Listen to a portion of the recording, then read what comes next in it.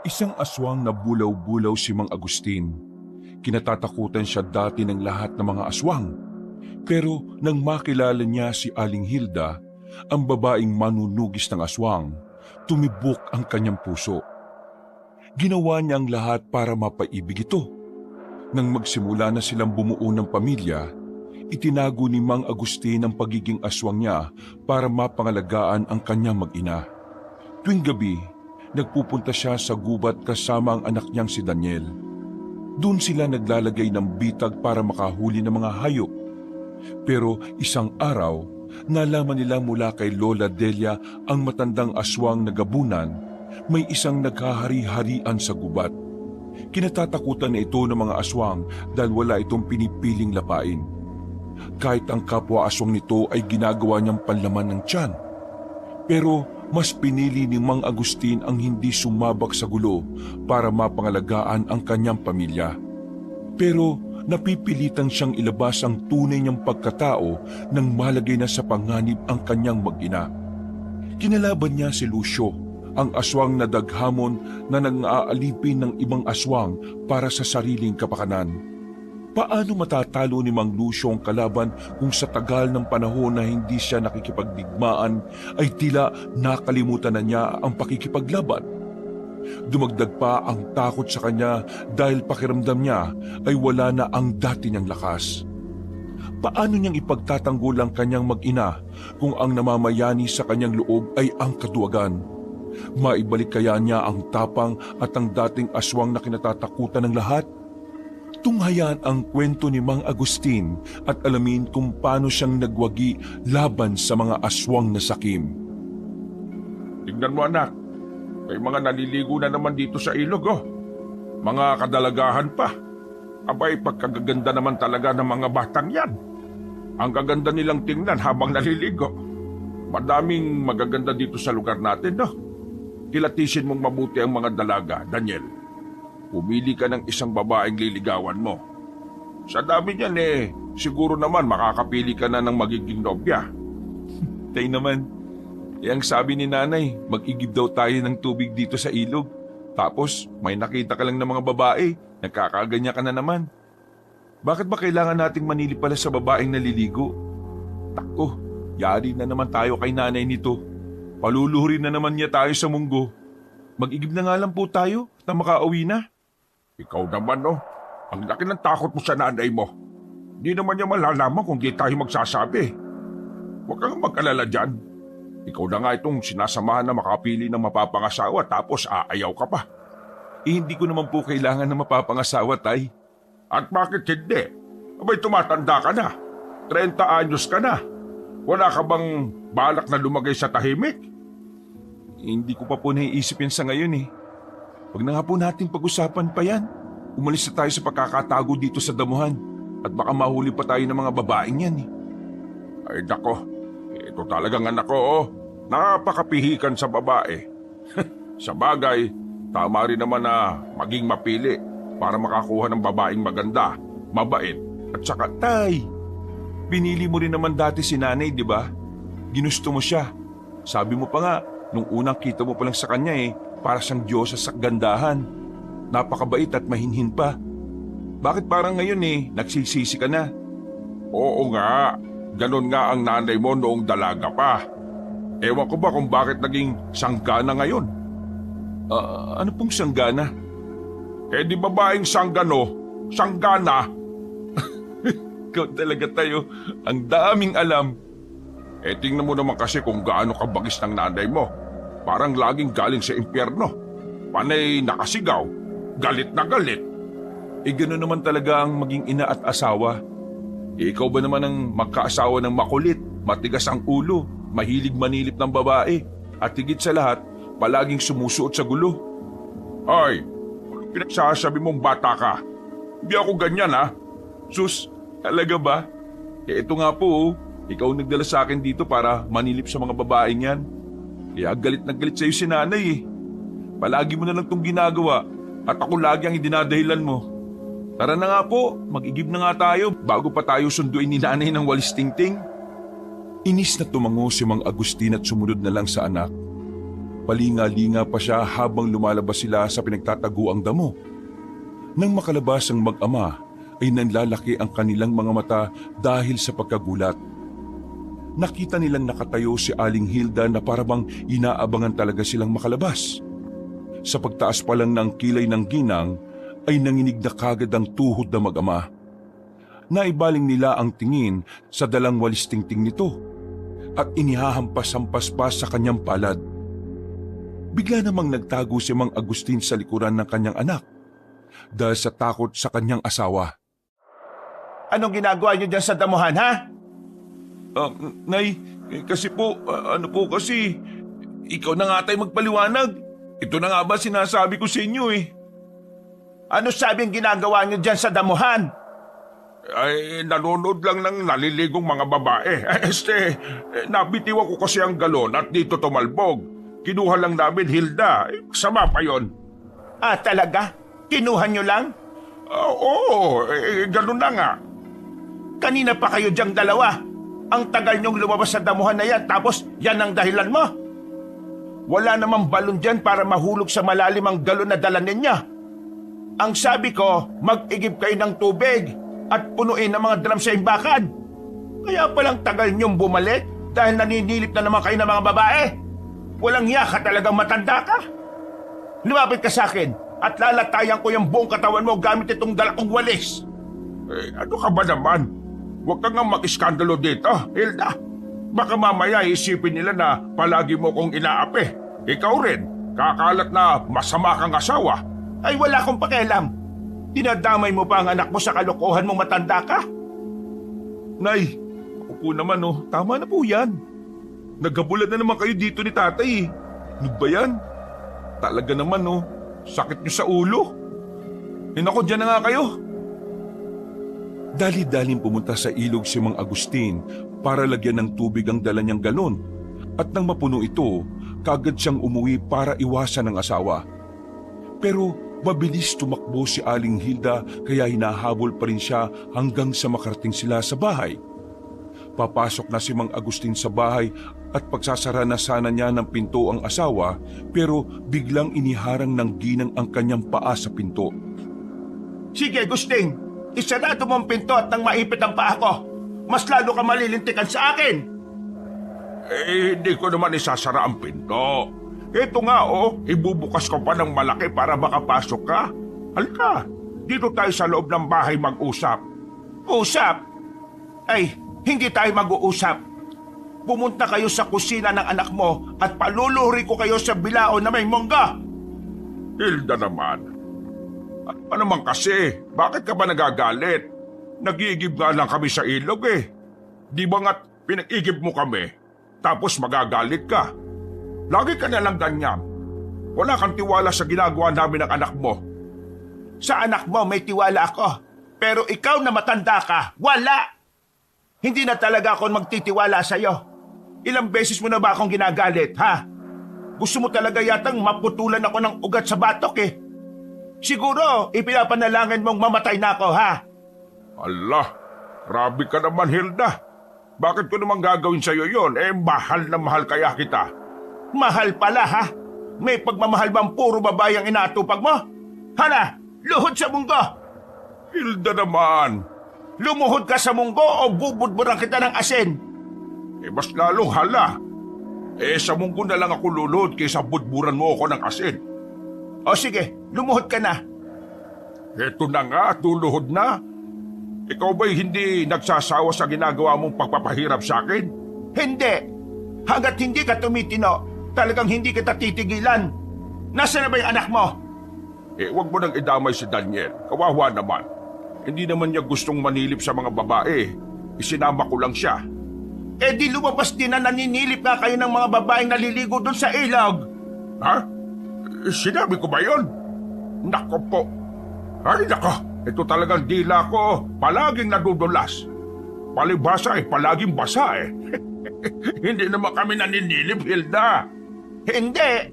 Namumula na nga yung mga mata niyong mag-ama sa kakatitig sa mga babaeng yan Namimili lang kami ng babae na liligawan ng anak mo. Walang ibang ibig sabihin nun. Tumatanda na kasi ang anak mo at tinutulungan ko ng makahanap ng babaeng mapapangasawa. Yun lang yun. At balak mo pa talagang dagdagan ng sakit ng ulo ko?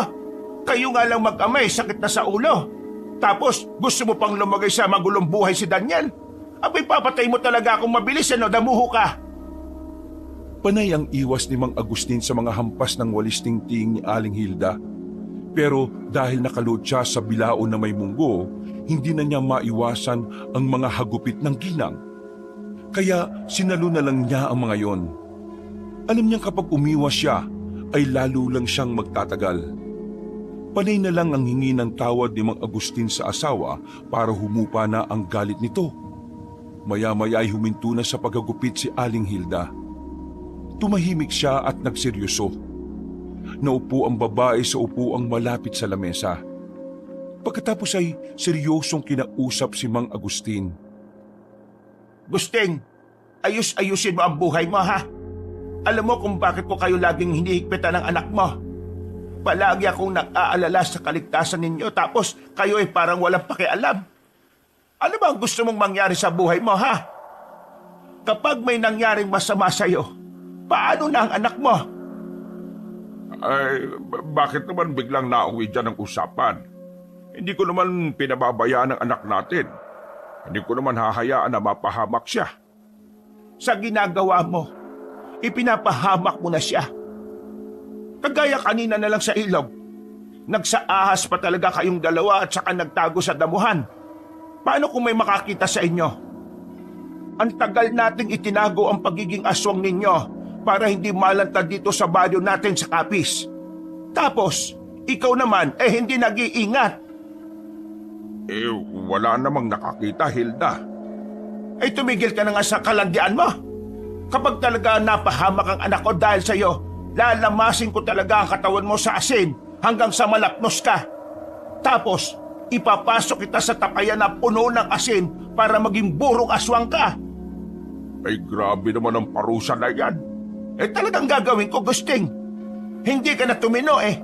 Baka nakakalimutan mong lagi na kayong kamuntikan ng anak mo na mahuli sa tuwing nagsasaaswang kayo sa gubat. Kung hindi ko pinagiliran ng mga tapayan na may asin ang bakuran natin, matagal na kayong sinunog na mga tao. Kaya utang na loob, ha? Huwag ka nang gumawa ng ikapapahamak ninyong mag-ama. Oo na. Hindi na ako magpapasaway. Naiintindihan ko naman ang sinasabi mo. Inihahanap ko lang naman ng babae ang torpe at pihikan mong anak. Ay naku, pabayaan mo na si Daniel na maghanap ng babaeng gusto niya. Bakit ka ba nakikialam sa buhay niya? Kasi... Ay, tama na. Ito nang huli kong mahuhuli kayong gumawa ng kalokohan, ha? Sa susunod talaga, sasing ko na kayo paluluhurin. Wag naman, mahal ko. Alam mong masama sa amin yan. Malalapnos kami. Hindi ka ba naaawa? Hindi! Lalapnosin talaga kita. Baka nga dalhin kita sa dagat at doon lunurin. Ay naku po. Hindi ako makikilala niyan kapag namatay ako. Mas mainam nga hindi ka na makilala kesa naman makilala kang aswang. Mahal ko, hindi na ba akong tumayo? Masakit na kasi ang tuhod ko. Hindi! Wala akong pakialam kahit lumubog sa tuhod mo yung mga munggo na yan. 3 oras ka dyan. At dahil tumakas ang anak mo sa parusa niya, dodoblehin ko ang oras ng pagluhod mo dyan. Naku po, mahal ko. Huwag namang ganon. Huwag mo kong iwan dito. Patawarin mo na ako. Hindi na ako uulit. Sinundan pa ni Mang Agustin ang kanyang asawa habang palabas sa kusina. Nang makita niyang lumabas na ito ng bahay, ay lumapad ang kanyang ngiti. Dali-dali siyang tumayo at pinagpaga mga munggo na kumapit sa kanyang tuhod. Mabuti naman at umalis na si Hilda. Pampihirang babae yun. Kung makapagparusa, wagas. Di lang talaga ako pumapatol sa babae kaya pinagbibigyan ko. Pero ngayong umalis na siya, siyempre, aalis na rin ako. Nay, si tatay tatakas. Ay, wisit kang bata ka. Bigla ka nalang sumusulpot. Saan ka ba nagdaan? Dito po sa pintuan sa likod. Kanina pa ako sa likod, no? Nakikinig lang ako sa usapan niyo ni nanay. Bakit ka tumayo dyan? Di ba doble daw ang oras ng pagluhod mo? Lagot ka talaga, tay. Isusumbong kita kay nanay. Ay, tumigil ka nga. Ikaw pala walang awa sa tatay mo. Dapat ako ang kinakampihan mo dito kasi tayong dalawang makalahi. Sa akin ka nagmana. Pareho tayong aswang na mula sa lahi ng bulaw-bulaw. Ang nanay mo, isang ordinaryong tao lang yan. Ikaw talaga, pumili ka ng malakas na kakampi, no? Malakas na kakampi po. Aba, kay nanay talaga ako. Paano naman kita kakampihan Takot na takot ka nga kay nanay. Kapag sumigaw na siya, nanginginig na tuhod mo. Paano kita kakampihan? Ay naku, ikaw talaga bata ka, loko ka. Hindi ko lang siya pinapatulan kasi kawawa siya. Wala siyang laban sa kagaya nating aswang. Ganon? Sige po. Sandali lang ha. Nay! Wala ka raw laban kay tatay. Mahina ka raw na babae. Ordinaryong tao ka lang daw, sabi niya. Uy, sira ulo ka talaga at isinigaw mo pa. Baka marinig ka nun. Abay pareho tayong paluluhurin sa asin nun. Sasabuyan na naman tayo ng asin ng nanay mo. Huwag mo nang galitin. Di inamin mo na tigasin ka. Tigasaing. Natakot ka kay nanay. Ay nako, sino bang hindi matatakot sa kanya, no? Isang matapang na tagatugis ng aswang ang nanay mo. Kaya nga kami nagkakilala dati kasi tinutugis niya ang mga aswang dito sa Kapis. Napakabagsik niyan. Kaya lang ako nakaligtas dahil doon ako nagtago sa kwarto niya. Tapos, tamemi po kayo nang pumasok siya sa kwarto na bagong ligo. Tapos, titig na titig ka sa magandang katawan ni nanay. Ay, ano ba yan? Ayoko nang maalala. Pero, sinabi mo pa. Alin po yung ayaw niyong maalala? Ang magandang hubog ng katawan ng nanay mo. Makinis at maputi ang kanyang balat. Kaya nga, nilingkis ko siya kagad nun Tapos, hindi ko na siya pinakawalan. Sa unang beses na nakita ko siya, talaga namang minahal ko na yan. Kaya lang ngayon mas bumagsik pa siya. Mas sumigpit pa siya kaysa sa dati. Nakakasakal na. Nag-aalala lang po kasi si nanay para sa atin, tay. Tagatugis siya ng mga aswang. Tapos, nagtatago siya ng aswang sa bahay niya. Hindi niya sinasabi sa mga tao na ang asawa at anak niya ay mga aswang. Mahirap po yung para sa kanya. Alam ko naman yon. Pero, pasaway ka pa rin, tay Ay nako, sinermonan na nga ako ng nanay mo tapos sermonan mo rin ako. Masakit na sa tenga ha. Mabuti pa, pumunta na lang tayo sa gubat. Oh, ano na naman po ang gagawin natin sa gubat? Iuhuli ko ng baboy ramo ang nanay mo para hindi na magalit. Paborito niya kasi yung baboy ramo. Pati na rin tikling at manok sa gubat. Matutuwa yung kapag inuwian ko siya ng mga paborito niya. Naku po, pag uwi natin dito, lulud na talaga tayo sa asin. Hindi lang yun, paliliguan pa tayo ni nanay ng dinikdik na bawang. Walang babae sa gubat, Daniel. Isa lang naman sa kinagagalit ng nanay mo ang selos. Akala niya kasi nambababae ako. Hindi nga po ba? Hindi naman ako nambababae. Tumitingin lang ako ng babae. Magkaiba yon. Sus, sige nga po. Ito talaga palusot ka pa. O ano, sasama ka ba sa akin? Huwag ka na mag-isip, tara na. Bago pa magsalita ang kanyang anak, ay hinatak na niya ito. Pumunta sila sa gubat para mangaso. Tiningnan nila ang mga bitag at silo na inilagay nila sa gubat para malaman kung may mga hayop na itong nahuli. Nakita nila na iba na ang posisyon ng mga bitag at silo. Nang ayusin nila ay nalamang sariwa pa ang bakas ng dugo sa mga tulis ng kahoy. May nasilo na itong hayop bakit nakawala? Imposible namang makawala ang hayop dito. Ilang beses na natin itong ginagawa at minsan hindi pa tayo natatakasan ng mga hayop na nabibitag natin. Baka po may kumuha ng iba. Naunahan na tayo. Masyadong malayong lugar nito ng gubat para mapuntahan ng mga taong nangangaso. Tayo lang ang nakakapunta dito. Di yung ibang aswang po. Ibang aswang? Bakit po? Hindi rin po ba ito mapupuntahan ng ibang aswang? Sa pagkakaalam ko, hindi na pumupunta ang mga aswang dito dahil takot na sila sa mga taong tumutugis sa kanila. Ang mga aswang na kasabayan naming naghahari-harian sa lugar na ito nagsialisa na dahil sa takot.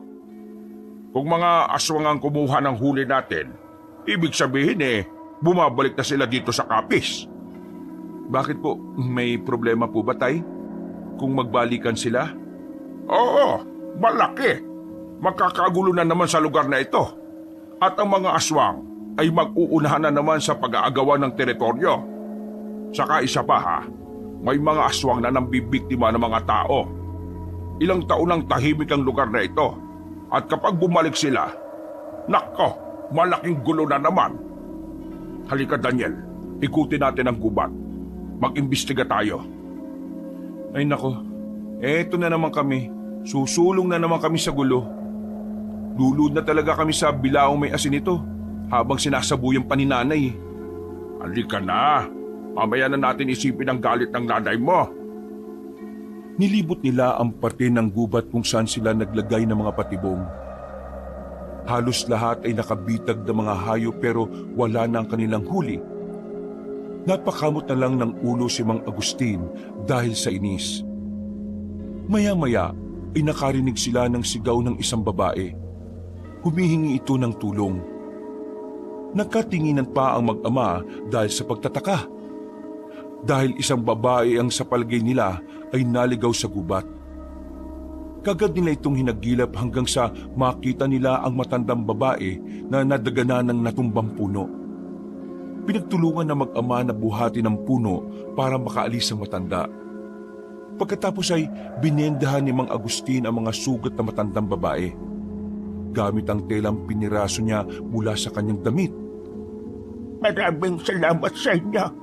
Mabuti naman at dapat pa kayo dito sa gubat. Kung wala kayo baka dito na ako natuluyan. Lola, bakit po ba kayo nandito sa gubat? Sa edad niyong yan nagpunta pa talaga kayo dito? Hindi ka ordinaryong tao, hindi ba? Anong uri ng aswang ka? Saang lahi ka nagmula? Aswang? Aswang siya, Tay? Ano ka ba naman bata ka? Matagal na kitang tinuruan kung paano kumilatis ng aswang kapag nasaan yung tao sila. Hanggang ngayon hindi ka pa rin natututo. Hindi mo pa kasi siniseryoso mga sinasabi ko sa iyo Paano ko ba siseryosohin kung puro ka namang kalokohan? Malay ko ba kung seryoso na sinasabi mo o hindi? Ay nako, talaga naman Lahat ng sinasabi ko sa iyo seryosohin mo. Ayoko po Yari na naman ako kay nanay niyan Oo, tama ka. Isa nga akong aswang. Mula ako sa lahi ng mga gabunan.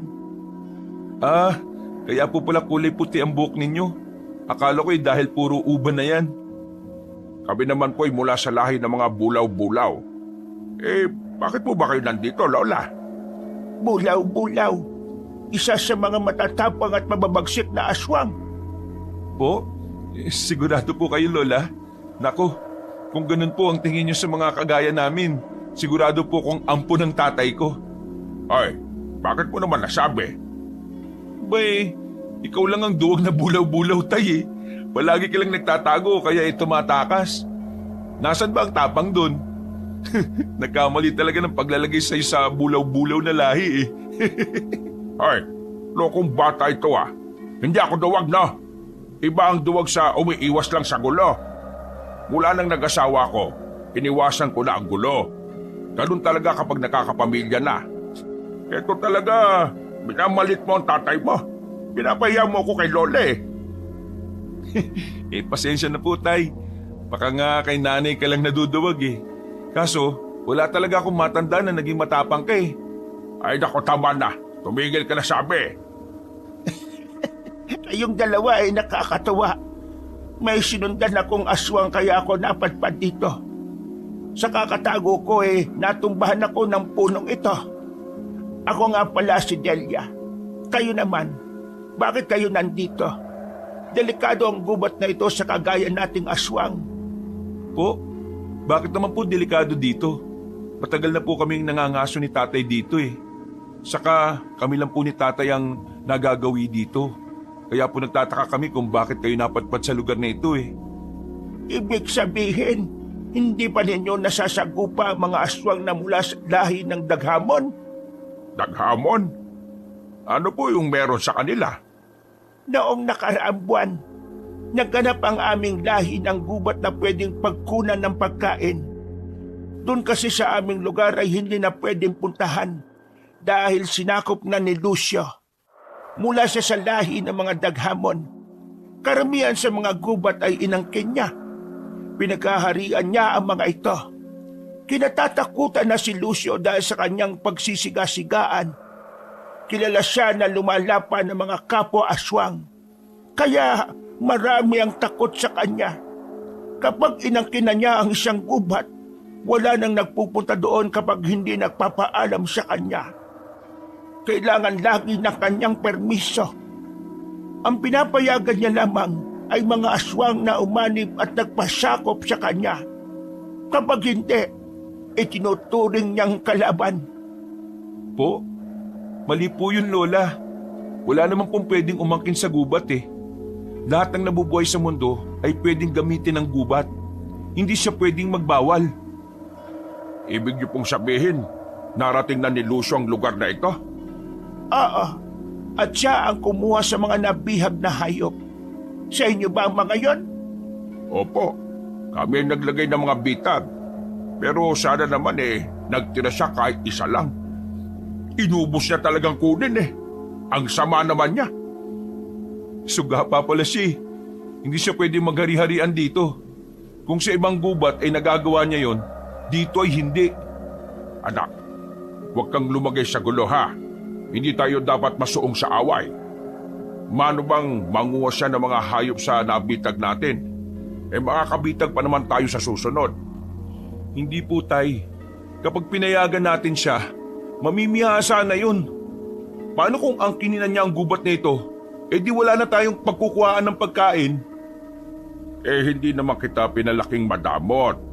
Marami pang hayop sa gubat, Daniel.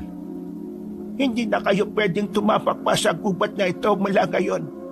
Ano po? Bakit naman po ninyo nasabi yon? Tingnan niyo ang mga puno. May malalaking marka ng kamot na paekis. Marka yan mula sa mga kuko ni Lucio. Ibig sabihin, tinandaan niya ang gubat na ito. Kapag may ganyang marka, teritoryo na niya. At lahat ng lalaban sa kanya ay lalapain niya. Ganoon siya kawalang puso para sa iba. Abay, bakit ba niya yung ginagawa? Para mapilitan ng ibang lahi na magpasakop sa kanya. Kaso lang, nakakaranas ng hindi magandang pagtrato ang mga aswang na sumasanib sa kanyang puwersa. Ginagawa niyang alipin ang mga ito. Wala silang magawa dahil lalapain lang sila ni Lucio at ng iba pang Daghamon na kakampi niya. Marami na siyang nilapang aswang kaya lahat ay natatakot na sa kanya. Nakakainis siya, ah. Siya na ang dayo, siya pang naghahari-harian. Hindi pwede yun. Ano na pong gagawin natin, Tay? Papayag na lang ba tayo sa ganon? Nauna tayo sa gubat na ito tapos palalayasin lang tayo ng dayo. Hindi rin ako papayag na magpasakop sa kanya, no? Mas mainam lang huwag sumabak sa gulo, Daniel. Kapag wala sila sa gubat, saka tayo manguhan ng mga hayop. Hindi naman siguro sila palaging nandito. Pwede naman nga yun, pero hanggang kailan nyo gagawin? Kung gusto nyo, sumama na lang kayo sa amin. Lihim kaming bumubuo ng pangkat na kakalaban sa grupo ni Lucio. Sa ngayon, tahimik lang kami para hindi makarating sa kanya ang aming balak. Kapag gusto nyong makisa sa aming layunin, nasa bandang timog kami. Pumunta lang kayo doon. Nako, Lola. Hindi ko kami lalagay sa gulo, ano? Kung ano man ho ang mga ipinaglalaban ninyo, hangad ko na lang po ang inyong tagumpay. Iiwasan na lang namin si Lucio para walang gulo. Teka, kaya nyo na hubang makauwi? Oo, kaya ko na. Maraming salamat sa pagliligtas niyo sa akin. Sige po, kami po'y uuwi na rin. Tayo na, anak. Baka hinahanap na tayo ng nanay mo. Kailangan makauwi na tayo kaagad. Ramdam ni Mang Agustin ang inis ng kanyang anak. Lumaki itong matapang at matuwid kagaya ng kanyang lolo. Pero minsan ay padalos-dalos ko mag-isip. Panay ang reklamo ni Daniel habang naglalakad sila pauwi. Sino ba yung Lusyong yon, Tay? Anong klase ba ng aswang yung daghamon? Sadya ba talagang mababagsik sila at mapangapi? Wala sa lahi ang ugali, anak. Nasa mismong nilalang na yan. Kapag pinili niyang maging masama, ganun na siya talaga kahit saang lahi ng aswang pa siya nabibilang. Malakas po ba yung mga daghamon? Hindi ko alam kung gaano sila kalakas.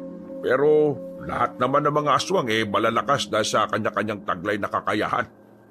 Pero ang masasabi ko lang, wala nang mas lalakas pa sa nanay mo. Siya ang pinakamalakas na nilalang na nakilala ko. Pagtas pa lang ng kilay niya nakakatakot na.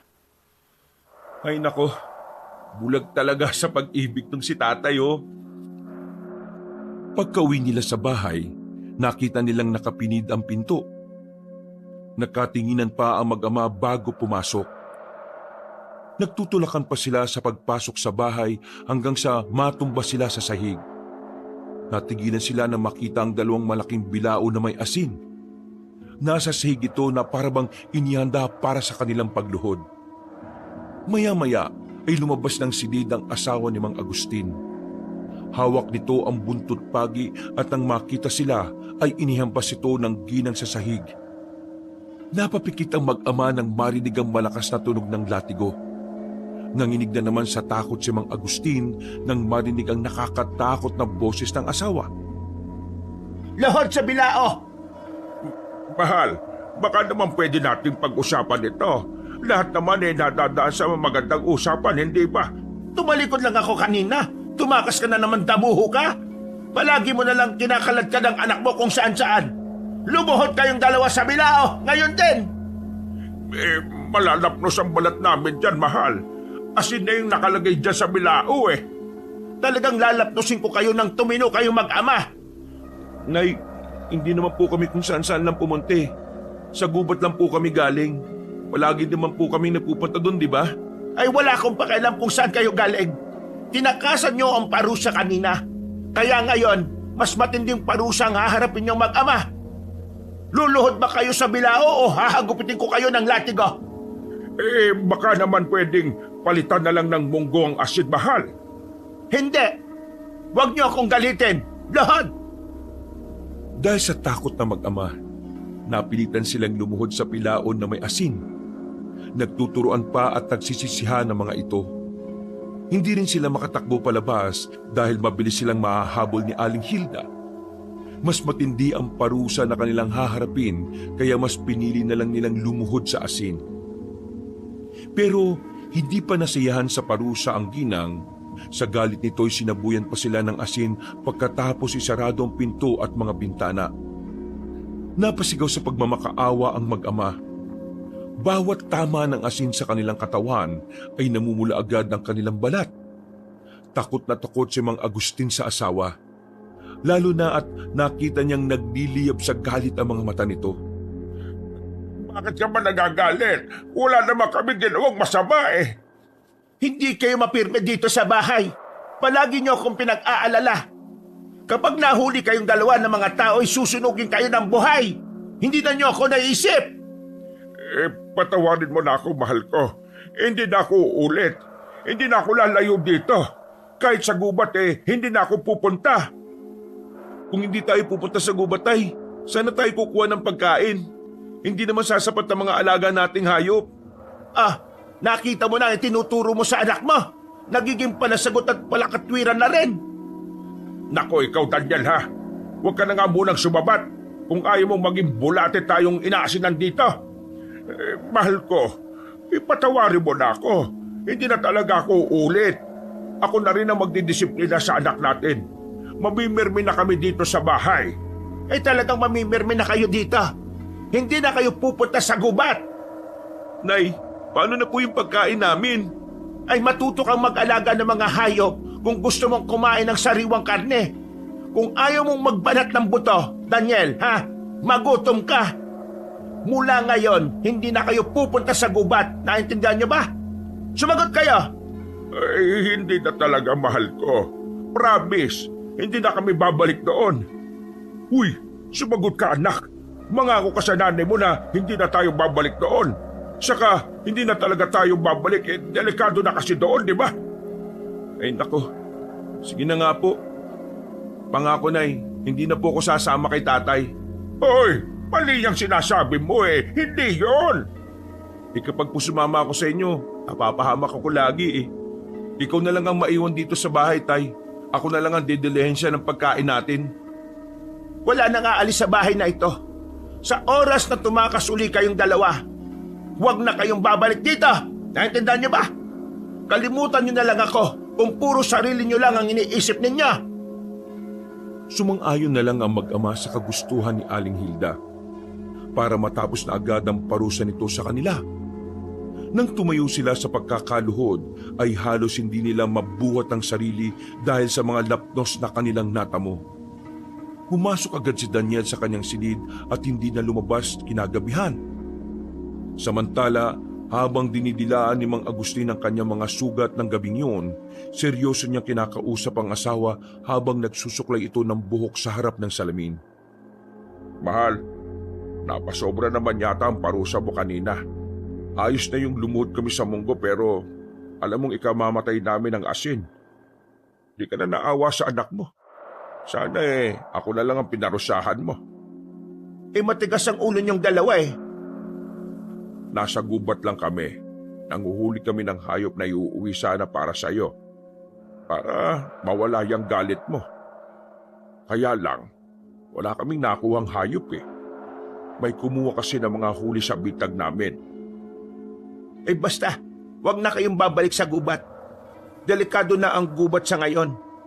Pinamumugaran na nga ng mga asong na di hamak na mas malakas kaysa sa inyong dalawa. Gagawin lang nila kayong puno ng saging na pinagsusuntok. Ala, paano mo nalaman yon, mahal? Kanina lang namin nalaman nyo kasi may matandang aswang kaming nakilala sa gubat. Isa akong manunugis ng aswang, Gusting. Alam ko kung saang baryo sumasalakay ang mga aswang. Alam ko kung saang gubat sila nagtatago. Matagal na rin akong hindi nakakakita ng aswang dito sa Capiz, maliban sa inyong dalawa ng anak mo. Nagtagumpay ang grupo namin na itaboy ang mga aswang noon. Pero ngayon, bumabalik na sila. Kaya ko kayo hinihigpitan na dalawa dahil ayaw kong madamay kayo sa oras na magsimula na uling magronda ang grupo. Ay, kaya pala. Bakit ngayon mo lang sinabi sa akin yan? May alam ka na pala. Abala ka kasi sa paninilip ng mga babaeng naliligo sa ilog, hinayupak ka. Hindi Kapag nahuli-uli kita na naninilip, isusubsub talaga kita sa mga babaeng yan. Tatanggi ka pang damuho ka? Baka gusto mong haplasan kita ng dinikdik na bawang. Naku naman, mahal. Hindi na nga talaga ako uulit. Huwag ka nang magalit dyan, no? Ikaw na lang ang sisiliban ko, pangako yan. Hay, siraulo ka talaga. Pati ako'y mamanyakin mo. Kinabukasan, maagang umalis si Aling Hilda para magtinda ng asin at bawang sa palengke. Nang makaalis ang asawa, ay napansin ni Mang Agustin ang anak na hindi pa lumalabas ng kanyang silid. Nag-aalala siya na baka malala ang mga sugat na nakuha ng binata mula sa asin. Kinatok niya ang pinto ng silid nito at kinumusta ang anak. Pero nagtataka siya dahil walang sumasagot mula sa loob. Nagpasya na siyang buksan ang pinto at doon niya nalaman na wala na ang kanyang anak sa loob ng silid. Wala namang ibang pupuntahan si Daniel kundi sa gubat kaya lalo siyang nag-alala. Pagdating sa gubat ay nagpalit na siya ng anyo bilang aswang na bulaw-bulaw. Mas mabilis ang kilos niya sa ganong anyo dahil kalahating ahas at kalahating tao ang kanyang itsura. Ang ibabang katawan niya ay sa ahas at ang itaas naman ay sa tao. Ang ulo niya ay katulad din ng ahas pero ang muka ay sa tao. Binisan niya ang paggapang at panay ang linga sa paligid para makita ang anak. Pinatalas niya ang kanyang pangamoy dahil hindi gaanong malinaw ang kanyang paningin kapag maliwanag ang paligid. Hindi kagaya paggabi, mas malinaw ang kanyang paningin kapag madilim. Ilang minuto na niyang sinusuyod ang gubat para mahanap ang anak. pero hindi pa rin niya makita. Hanggang sa makarinig siya ng grupo ng mga kalalakihan na tuwang-tuwa habang nag-uusap-usap. Mabilis niyang binago ang itsura mula sa pagiging aswang ay nag-anyong normal na ahas na lang siya at nagmanman. Sa pakikinig niya sa usapan ng mga lalaki ay nalaman niyang ang isa sa kanila ay si Mang Lucio. Ang lalaki na sinasabi ni Lola Delia na pinuno ng mga aswang na daghamon. Bagya siyang napatras dahil nakaramdam siya ng takot nang makilatis ang lalaki. Sa itsura pa lang ay matapang at mabagsik na ito. Iniutos nito sa mga kasama na tingnan pa ang mga bitag kung may hayop na nasilo. Tuwang-tuwa ang mga kasama nito dahil may mga hayop na naman silang nakuha nang walang kahirap-hirap. Pero mas ikinagulat ni Mang Agustin nang biglang lumabas mula sa damuhan ng anak niyang si Daniel. Galit na galit ito habang kinakausap si Mang Lucio. Ibalik niyo ang mga hayop na yan! Sa amin yan! Sino ka? Ang lakas ng loob mong sabihin sa akin yan, ha? Hindi mo ba ako nakikilala? Ako si Lucio. Sa akin ang teritoryong ito. Wala kang pag-aari dito. Matagal na kami nangangaso dito. Kailan ka lang dumating tapos aangkinin mo na yung gubat? Ha! Matapang na binata. Gusto kong ugali mong yan, ha? Nakikita mo ba ang marka sa mga puno? Katibayan niyan na itong gubat ay teritoryo ko at walang pwedeng manghuli ng hayop dito kung hindi kami lang. Hindi ka ba natatakot sa akin? Marahil hindi pa nakakarating sa iyo ang balita tungkol sa katapangan ko. Pwes, ipapakita ko sa iyo ang bagsik ko para magkaroon ka ng takot sa akin. Hindi mo ito teritoryo at wala kang marka na iniwan sa mga puno. Mukhang nananaginip ka ng gising Manong. Oh, wala ba? Tingnan mo ang mga puno. Nagulat si Mang Lucio nang tingnan ng isang puno na nilagyan niya ng markang X. Nawala na nga ang markang inilagay niya dahil binalatan ng puno. Tiningnan din niya ang ibang mga puno. Lahat ng markang inilagay niya ay tinanggal. Tumawa ng malakas si Mang Lucio. Naramdaman naman ni Mang Agustin ang kanyang takot nang marinig ang tawa na yon. Sira na yata ang tuktok ng anak ko. Binalatan niya ang mga puno para lang tanggalin ang marka. Mahusay nga ang ginawa niya. Kaya lang mas delikado na ngayon ang buhay niya. Mukhang nagalit niya ng gusto yung lalaking yon. Yari na. Hindi talaga nag-iisip tong si Daniel Mahusay ang ginawa mo, binata. Binalatan mo ang katawan ng puno para maalis ang marka. Gusto ko ang katalinuhan mong yan, ha? Pinahanga mo ko. Hindi mo ito teritoryo. Ibalik mo ang mga hayop na yan. Sa amin yan. Gumawa kayo ng sarili niyong bitag o kaya manghuli na lang kayo ng mga hayop. Sa laki ng katawan niyo, marami kayong mahuhuli. Bakit hindi natin pag-usapan ito ng maayos? Kung papayag kang umanib sa aking pangkat, ibibigay ko sa iyo ang kalahati ng aking huli. Papayagan din kitang mangaso ng malaya. Kahit anong oras mo gustuhin, dito sa teritoryo ko. Dahil ang teritoryo ko ay magiging teritoryo mo na rin. Ano? Ayaw mo pa ba yan? Bukod pa dyan, hindi ka magagawang apihin o takutin ng ibang mga aswang kapag nalaman nilang isa ka sa aking mga alagad. Katatakutan ka rin nila. Hindi ako nagpapasakop sa kahit na sino. Ang masasabi ko lang, babawiin ko ang para sa akin. Matapang talaga ang isang ito, ha? Sige, bibigyan kita ng pagkakataong kalabanin ako. Kapag natalo mo ako, papayagan kita na manghuli ng mga hayop dito sa gubat. Ibibigay ko rin ang kalahati ng mga hayop na nakuha ko ngayon. Pero kapag natalo ka, gagawin kitang alipin. Wish, ano bang gagawin ko? Hindi ko pa naman naturuan si Daniel ng pakikipaglaban. Dihado siya. Dapat umatras na lang siya. Pinapairal kasi ang katigasan ng ulo ng batang to Hindi sila pwedeng maglaban. Wala naman siyang laban sa lalaking yun Mukhang isang mandirigma ang Lucio na yun. Wala siyang binatbat sa lalaking yon. Pinilit ni Mang Agustin na malapitan ng kanyang anak habang nasa anyong ahas siya. Pero kahit anong tawag niya dito, ay hindi siya pinapansin ni Daniel. Hindi rin ito naririnig ang pagtunog ng ahas niya. Maya-maya ay nakita niya ang anak na nag-anyong bulaw-bulaw na. Napapikit na lang si Mang Agustin nang sugurin niya si Mang Lucio. Naglaban ang dalawa pero dahil walang karanasan si Daniel sa pakikipaglaban, ay palagi siyang natutumba sa isang suntok lang ni Mang Lucio. Kada bagsak ng binata sa lupa ay tumatawa naman ng malakas ang kalaban nito. Dahil doon ay lalong napikon si Daniel sa lalaki. Sumugod ito ng galit at hindi na nag-iisip sa kahihinatnan. Sinubukan niyang tuklawin ng lalaki pero kaagad namang nakaiwas.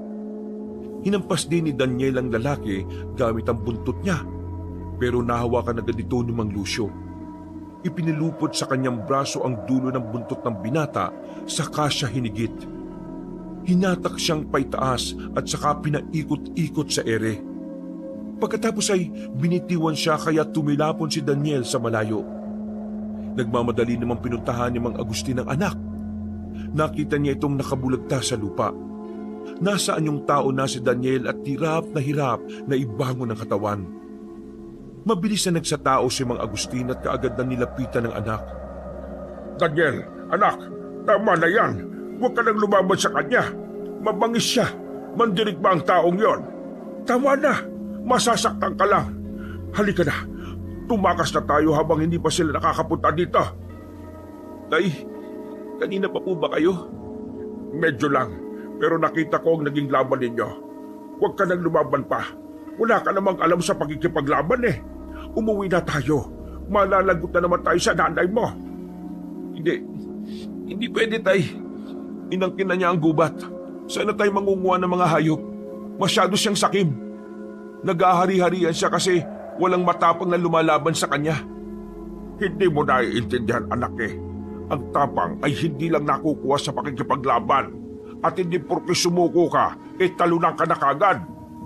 Tay, hindi pa nga po tayo lumalaban at hindi pa tayo natatalo. Sumusuko ka na kagad. Hindi katapangan ang ginagawa niyo eh. Lumama ka naman po. Marami pang paraan para magkaroon ng pagkain. Hindi lang ito ang gubat na may mga hayop, Daniel.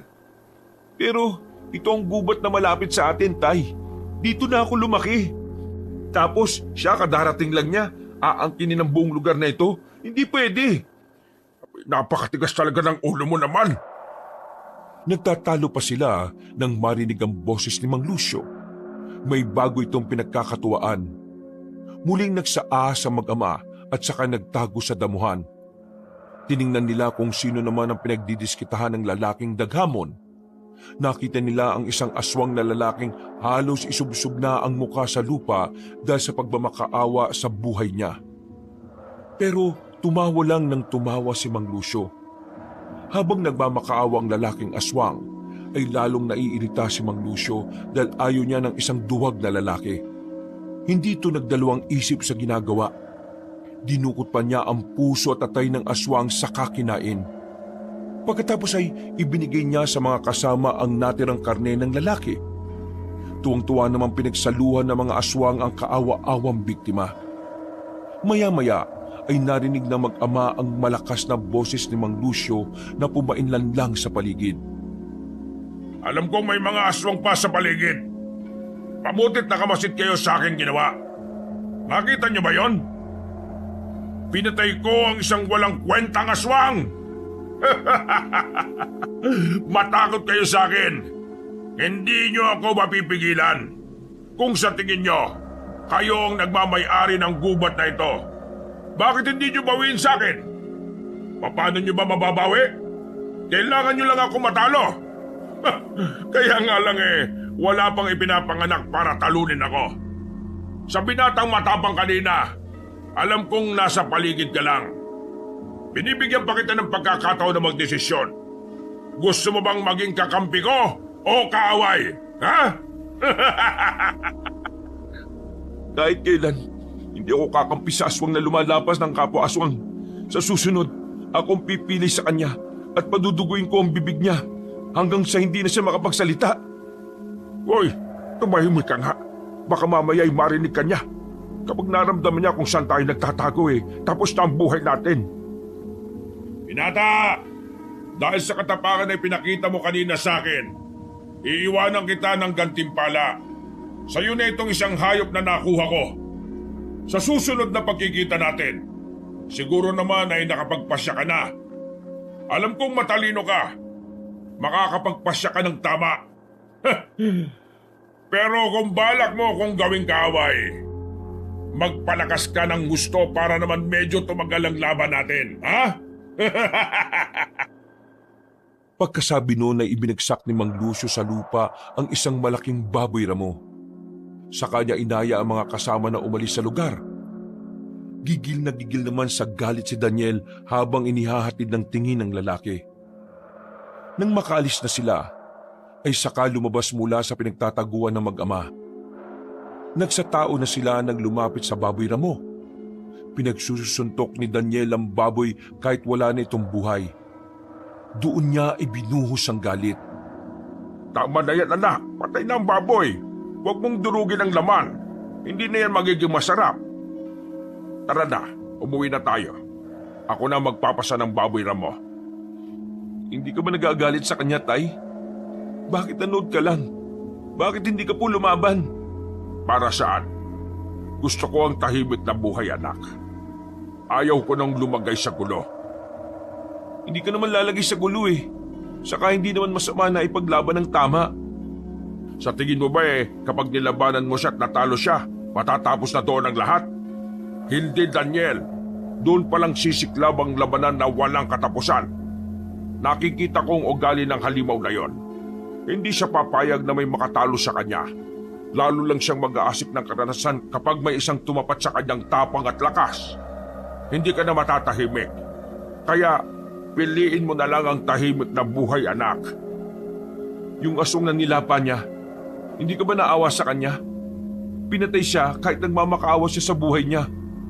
Nagpunta lang siya sa gubat para maganap ng pagkain para sa kanyang pamilya. Pero ngayon, hindi na siya makakabalik sa kanila. Paano ng pamilya niya? Kung tumakas siya kanina, hindi sana siya namatay. Puro kaduwagan lang ang nasa isip mo, Tay eh. Tama ka nga, mas matapang si nanay kaysa sayo. Kaya ba pinili mo siyang mapangasawa dahil alam mong kaya kanyang protektahan? Nagtatago ka lang ba sa likod niya? Anong sinabi mo? Kahit kailan, hindi ko ginamit ang nanay mo para pagtaguan. Sinusunod ko siya dahil tama siya. Kung mananahimik lang tayo, hindi tayo malalagay sa gulo. Duwag lang ang nagdidesisyon ng ganyan. Nag-igtingan ng bagang ni Mang Agustin sa sinabi ng anak. Gusto na niya itong saktan pero nagpigil siya ng galit. Mahigpit niyang ikinuyom ang kamao pero maya-maya ay pinakalma rin ng sarili. Hindi na niya pinansin ang anak. Binuhat niya ang baboy ramo sa kainaya si Daniel na umuwi na. Tahimik sila at hindi nakikibuan habang naglalakad. Ramdam niya naggalit pa rin ang kanyang anak. Alam niyang hindi na maaalis kay Daniel ang galit kay Mang Lucio. Hindi na rin niya ito magagawang pigilan sa pagpapasya na gagawin. Dahil nasa hustong edad na si Daniel. Pero gumapang ang takot kay Mang Agustin para sa kanyang anak. Naisip na lang niyang bantayan ito at pigilan sa masasamang balak hanggat kaya niyang gawin. Pagka-uwi nila, naabutan nila si Aling Hilda na nagsasalok ng asin sa tapayan. Napatigil ang ginang sa ginagawa nang mapansin sila nito. Sinuyod ni Aling Hilda ng tingin ng katawan ng mag-ama mula ulo hanggang paa. Kitang-kita ni Mang Agustin ang galit sa mga mata ng asawa. Pero hindi nagsalita si Aling Hilda. Isinarado nito ang tapayan matapos mapuno ng asin ang timbang dala.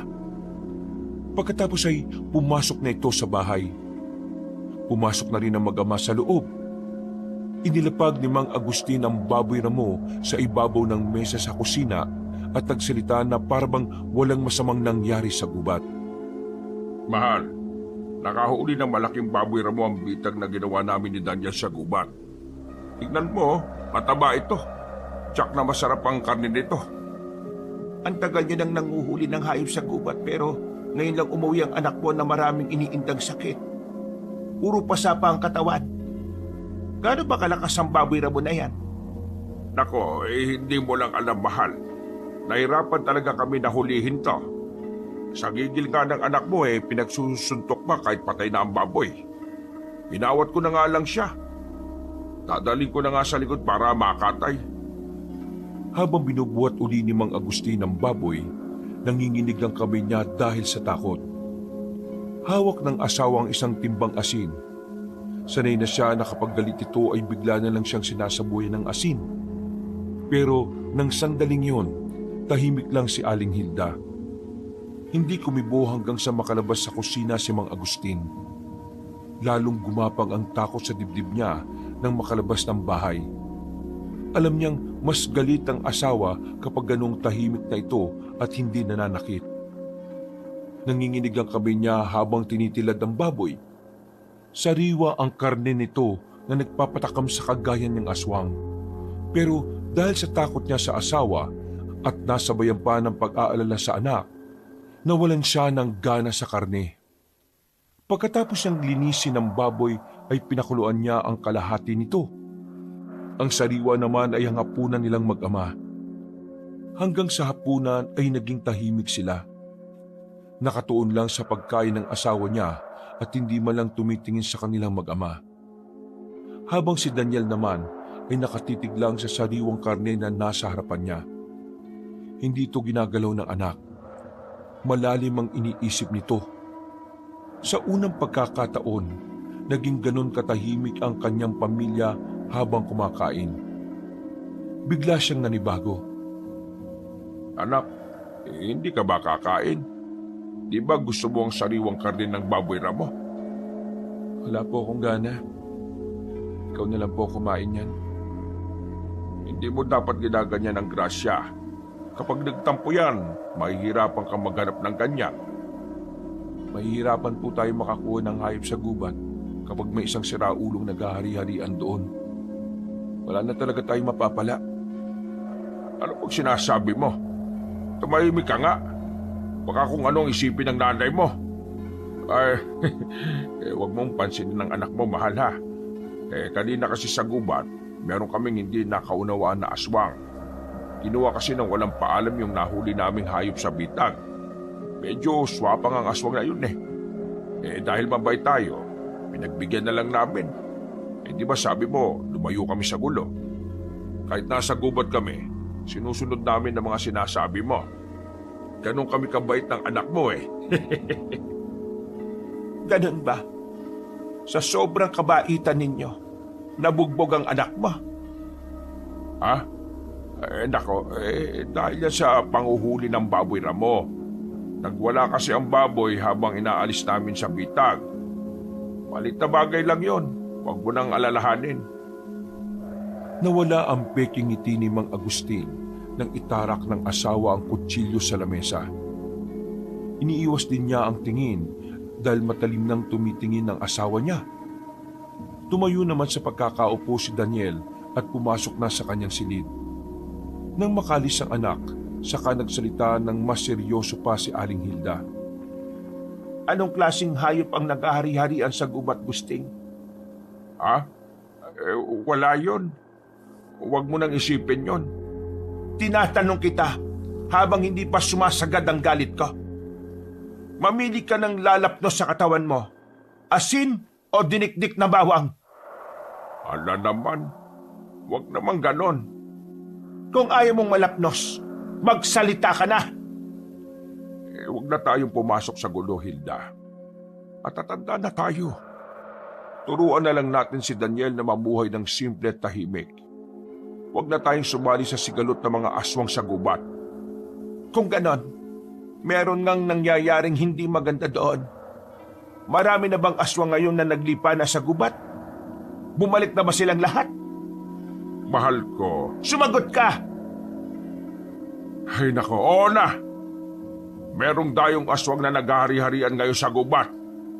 Pero hindi sila ang mga aswang na nakasagupan natin noon. Mga bago sila. Pero matatapang din. Huwag na tayo uling pumasok sa gulo. Papayak na natin sila. Total sa gubat lang naman sila ng gugulo at nananakot Kapag hindi sila napalayas agad sa gubat, sa oras na maubos sa mga hayop doon, Sa tingin mo, saan na sila pupunta? Dito sa baryo, hindi ba? Magsisimula na naman silang mambiktima ng mga tao sa lugar na ito. At hindi ako papayag. Hilda, Habang hindi pa sila tumatawid sa gubat, dapat na silang itaboy palayo. ay nako. Ito na nga ba yung kinatatakot ko eh. Malalagay na naman sa gulo ang buhay natin yan. Ay nako. Malalim na ang gabi at hindi pa rin dalawin ng antok si Mang Agustin. Pabaling-baling siya sa higaan kaya naiinis na rin ang kanyang asawa. Bumangon uli si Aling Hilda at pumunta na lang sa kusina para magkape. Sumunod naman si Mang Agustin sa asawa. Pagdating sa kusina, narinig nilang may maingay sa likuran ng kanilang bahay. Lumabas si Mang Agustin para tingnan kung sino ang naroon. Nakita niya ang anak na nag-iinsayo sa pakikipaglaban na mag-isa. Sinusuntok nito ang katawan ng puno ng mangga. Tahimik lang na nakamasid si Mang Agustin sa anak habang nag-iisip.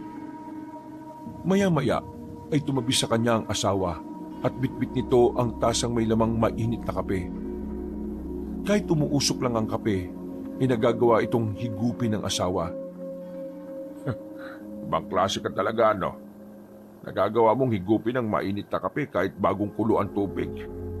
Lumuno ka ba ng guwantes nung bata ka pa tapos naiwan lang sa lalamunan mo kaya hindi ka napapasok? Kaya nga tinitimpla ang kape sa mainit na tubig para inumin habang mainit pa. Hindi na kape pag malamig ng tubig. Ano ba nangyayari sa anak mo? Balak ba niyang patumbahin ang puno ng mangga? Baka nakakalimutan niyang dyan ko siya ay pinaglihi.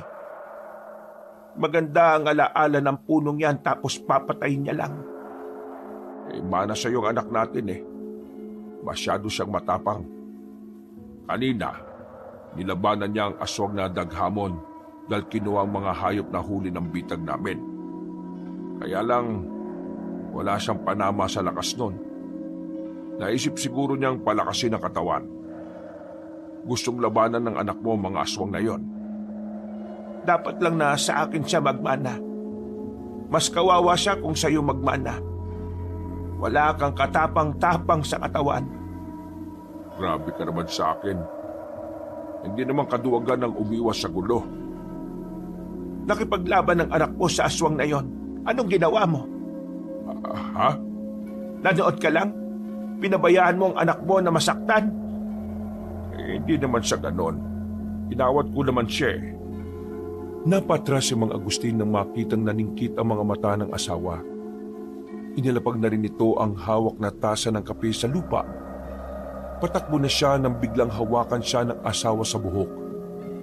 Kinaladkad siya nito papunta sa puno ng mangga at saka inuntog ang ulo ng paulit-ulit. Walang hiya ka talaga. Napapahamak ng anak mo pero wala kang ginawa. Palagi na lang kaduwagan ng pinaiiral mo. Kapag aswang ang kalaban nyo, hindi ko kayo pipigilan na lumaban. Basta huwag nyo lang ibibis yung katauhan nyo sa mga taong tumutugis na mga aswang. Saka isa pa, kapag nalaman kong napahamak ang anak ko sa kapabayaan mo, ibuburo talaga kita sa tabayan na puno ng asin at bawang. Walang hiya kang lalaki ka. Aray ko naman, mahal. Tama na. Mababasag na ang bungo ko. Aray! Abay, babasagin ko talaga ang bungo mo. Kung hindi rin lang yan mapapakinabangan. Abay, mas mabuti pang wasakin ko na lang ang ulo mo. Nay, ano pong ginagawa niyo ni tatay? Inagaan mo pa ako sa mangga. Doon na lang po kayong dalawa maglandian sa kabilang puno, oh. Huwag mo nang bigyan ng ideya ang nanay mo, Daniel. Tulungan mo ako. Ang sakit na ng ulo ko eh. Ay nako kayo talaga, oh. Nakahinga ng maluwag si Mang Agustin dahil huminto na ang asawa sa pananakit sa kanya. Nagseryoso na uli si Aling Hilda na kausapin ang anak. Nakita pa nito na dumudugo na ang kamao ni Daniel dahil sa kakasuntok sa puno ng mangga. Daniel, bakit ka namang galit na galit sa puno ng mangga? Kapag napatay mo yung puno na yan, ikaw ang ibabaong ko dyan. Nay naman, pinatitigas ko lang po ang mga buto ko para tumibay. Ayoko pong maging talunan.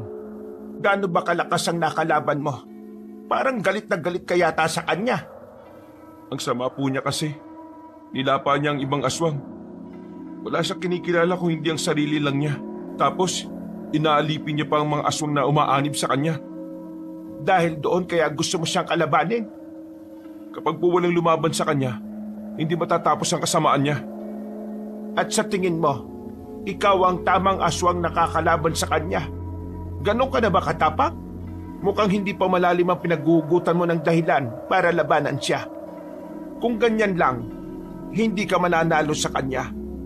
Init lang ng ulo at galit sa kanya ang rason mo.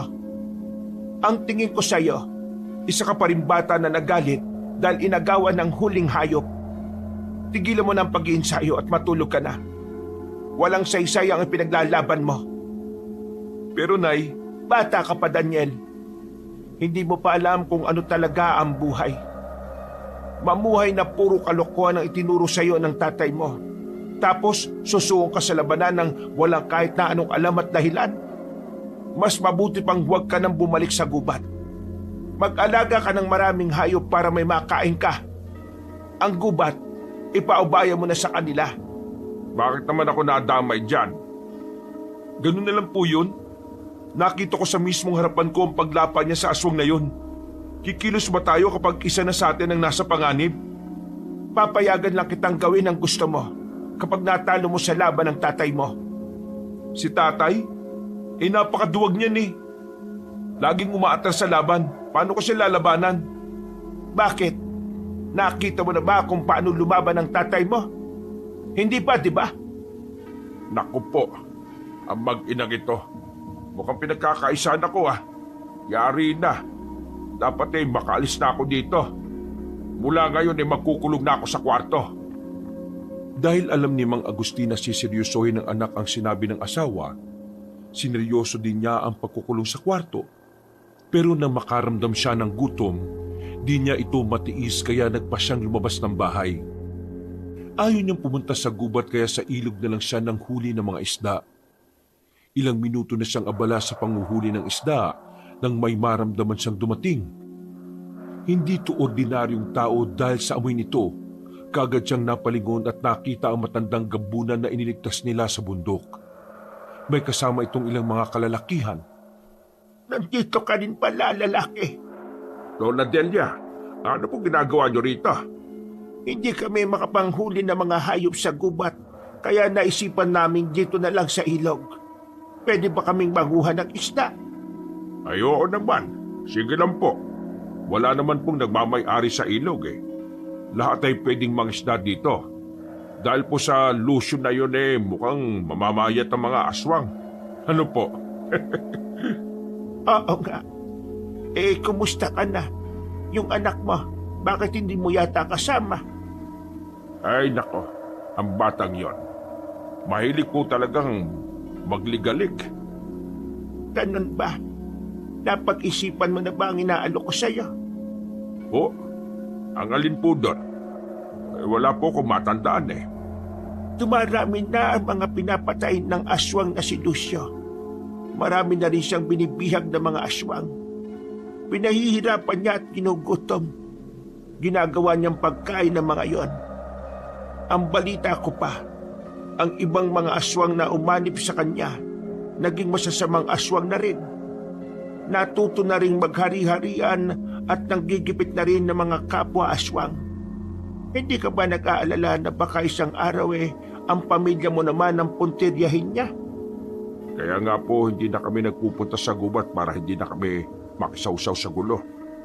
Mas gusto po namin ang mamuhay ng simple lang. Ayoko pong ilagay sa kapahamakan ng pamilya ko. Naiintindihan naman kita. Pero hindi sa lahat ng oras ay ligtas ang pamilya mo. Hindi rin palaging sa gubat iikot ang grupo ni Lucio. Kapag wala na silang makuhang hayop sa gubat, sa tingin mo, ano na ang susunod nilang gagawin? Hindi ko po alam. Huwag ka nang magmaang-maangan at magbulag-bulagan, lalaki. Kung gusto mong iligtas ang pamilya mo, gumawa ka ng paraan para maging ligtas sila ngayon pa lang, kesa magsisi ka sa huli. Sige, iiwan na kita. Kapag nakapagpasya ka na, alam mo kung saan ako pupuntahan. Inihatid pa ni Mang Agustin ng tingin na matanda kasama ang grupo nito nang umalis sila. Pagkatapos ay napaupo siya sa malaking bato at saka nag-isip. Maya-maya ay bumalik na uli siya sa panguhuli ng mga isda. Nang mapuno na niya ang baging natuhugan ng isda, ay umuwi na rin siya. Naabutan niya sa kusina ang anak na kumakain ng sariwang karne. Nagpunta ka sa gubat? Opo, Alam mong delikado doon tapos nagpunta ka pa rin. Paano kung naabutan ka na naman ni Lucio doon? Hindi ka basta-basta makakatakas sa kanya. Anak, huwag ka nang babalik doon ng mag-isa, naiintindihan mo ba? bakit po? Kapag ba gusto kong pumunta ay sasamahan niyo ako? Mag-aalaga na tayo ng mga hayop mula ngayon. Hindi na natin kailangan pumunta pa sa gubat. Sa tingin niyo po ba, kapag wala nang mahuli si Mang Lucio na hayop sa gubat mag-aalaga na lang din siya ng mga hayop? Anong gusto mong sabihin? Darating po ang araw, susugurin niya ang mga baryo natin. Maghahasik ng lagim at takot sa mga tao. Uubusin niya ang mga alagang hayop ng mga taga rito. At kapag wala nang makuha, tao na ang lalapain nila. At pag dumating yon, manunood ka pa rin po ba? Taatakas? Magtatago? Kapag natuto kang lumaban, sa tingin mo ba ay magagawa mo siyang talunin? Hindi po. Pero ang malaga, natuto akong lumaban. Palagi akong pupunta sa bundok para doon mag-ensayo. Hindi ako pwedeng mag-ensayo dito sa atin dahil hindi ako makakapagpalit ng anyo. Sa gubat lang pwede. Abay, nasisiraan ka ba ng ulo? Ang sabi ni nanay, kapag daw natalo kita sa laban, ahayaan niya ako sa gusto ko. Napapaisip nga po ako gaano kaya kalakas ang tatay ko? Tumigil ka na. Walang patutunguhan ng mga sinasabi mo. Nang sumunod na araw, nababagabag na si Mang Agustin dahil palaging umaalis ng bahay ang anak niya tuwing gabi. Umaalis ito sa oras na sila ay tulog na mag-asawa. Kaya isang beses, sinundan niya ito. Nalaman niyang tinutuon ng anak ang pag-iensayo sa gubat. Mula sa di kalayuan ay pinanood niya ito. Nakaramdam siya ng tuwa dahil malaki na ang ipinagbago ng anak. Lumakas na ito at mas naging matibay ang buto. Ilang oras din niyang pinanood ng anak sa pagsasanay. Nang magpahinga ito ay saka siya lumapit. Anak, malaki na ang pagbabago ng kakayahan mo ngayon Talagang tumatapang ka na. Tay, kanina pa po ba kayo dyan? Ano pong ginagawa niyo dito? Yan ang kulang sa'yo. Masyado mong itinutuon ang sarili mo sa pag-iinsayo kaya hindi mo napapansin ang paligid. Mukhang malakas ka na. Ang dapat mo naman pag-aralan ay kung paano patalasin ang pakiramdam, ang pandinig at ang paningin. Sa sinasabi po niyong yan parang gusto na ninyo akong sanayin Naisip ko, hindi man kita payagag lumaban kay Lucio. Kailangan mo pa rin maging malakas para may pagtanggol mo ang sarili mo. Hindi pwedeng maging talunan ka lang. Ayaw kong makita kang binubugbog lang ng iba. Pero ayaw ko ring abusuhin mo ang iyong lakas at mabulag ka sa kakayahan mo hanggang sa maging katulad ka na rin ni Lucio. Ano po? Hindi po, no? Hindi ako magiging katulad niya. Siyempre, sa ngayon, ganyan ang sasabihin mo. Pero ang paligid, hindi natin alam kung kailan tayo matutukso. Dapat maging matalino ka sa pagpapasya.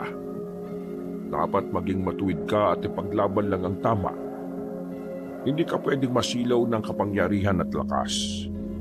Hindi ko po yung gagawin, Tay. Ang gusto ko lang, makapagligtas ng buhay. Lahat naman tayo ang gusto ay mabuhay dito sa mundo, di ba? Pero si Mang Lucio, sinusolo niya kasi ang kagustuhang yun. Wala siyang pakialam sa iba. Nakakaawa ng mga aswang na pinapatay niya. Nung nakaraan, pumatay na naman siya. Wala akong magawa kasi alam kong kulang pa ako sa lakas. Pero nagagalit ako sa sarili ko. Hindi ko siya nagawang tulungan. Sige anak, dahil nakikita kong mabuti naman ang dulot ng kagustuhan mong maging malakas. Mula ngayon ay sasanayin na kita. Po? Talaga po? Oo, Yun! Salamat po, Tay! Nang gabing yun, inaya na niya ang anak para makapagpahinga ng mabuti. Sinabi niyang sa susunod na gabi ay magsasanay na silang dalawa. Walang mapaglagyan ng tuwa si Daniel dahil matagal na niyang gustong maging mahusay sa pakikipaglaban. Pero palagi siyang pinipigilan ng ama. At ngayon ay nakuha na rin niya ang kanyang gusto. Nang sumunod na gabi, inantay muna nilang makatulog ang ina ni Daniel bago sila umalis. Masyadong madilim ang gubat dahil walang buwan. Sinanay ni Mang Agustin ang anak kung paano mapapalakas ang paningin sa dilim ng hindi nagsasaaswang. Sinimulang atakihin ni Mang Agustin ang anak. Paiba-iba siya ng direksyon kaya hindi malaman ni Daniel kung saan siya susugod. Dahil madilim, panay lang ang tanggap niya sa mga suntok ng ama. Paulit-ulit siyang bumabagsak sa lupa. Sa tuwing bumabangon ay muli na namang sumasalakay si Mang Agustin. Halos mabugbog niya ang anak pero hindi pa rin ito nakakaganti sa laban. Maya-maya ay nanahimik si Daniel. Pinakinggan niyang mabuti ang paligid habang nakapikit. Dahil ang kanyang pandinig lang ang gumagana, narinig na niya ang lahat ng ingay sa paligid. Pati ang mahinang kaluskos na ginagawa ng kanyang ama ay kanyang naririnig. Nang malaman na niya kung saan ito naroroon, mabilis na umatake si Daniel. Pinaulanan niya ng mga suntok ang ama. Nasasalag naman agad ni Mang Agustin ang mga atake ng anak gamit ang kanyang mga braso. Pareho silang dumistansya ng mapagod. Humihingal sila habang humuhugot uli ng lakas. Ilang oras pa silang nagsasanay hanggang sa mapagod na talaga ang kanilang katawan. Nagpa siya ng magpahinga si Mang Agustin at nag-aya ng umuwi. ang bilis mong matuto anak ah. Bumibilis ka na rin. Mahusay. Tama nga po si nanay. Magaling kayong lumaban, Tay. Pero bakit po hindi nyo nilalabanan si Mang Lucio? Anak, palagi mong tatandaan, hindi porkit malakas ka ay may pagmamalaki mo na yon at ipangangalandakan sa iba. Pabayaan mo ang iba na tingnan ka bilang mahinang nilalang. Hindi naman yun kawalan sa'yo. Gamitin mo lang ang iyong lakas sa tamang pagkakataon. Nang makauwi ng bahay, sabay na silang pumasok sa kanilang silid. Pagkaupo ni Mang Agustin sa gilid ng higaan ay napahawak siya sa kanyang kanang braso. Ininda niya ang malakas na atake ng anak. Walang ya. Napuruan yata ang braso ko ah. Tumatanda na yata ako kaya ganon. Ay nako, itulog ko na nga lang ito.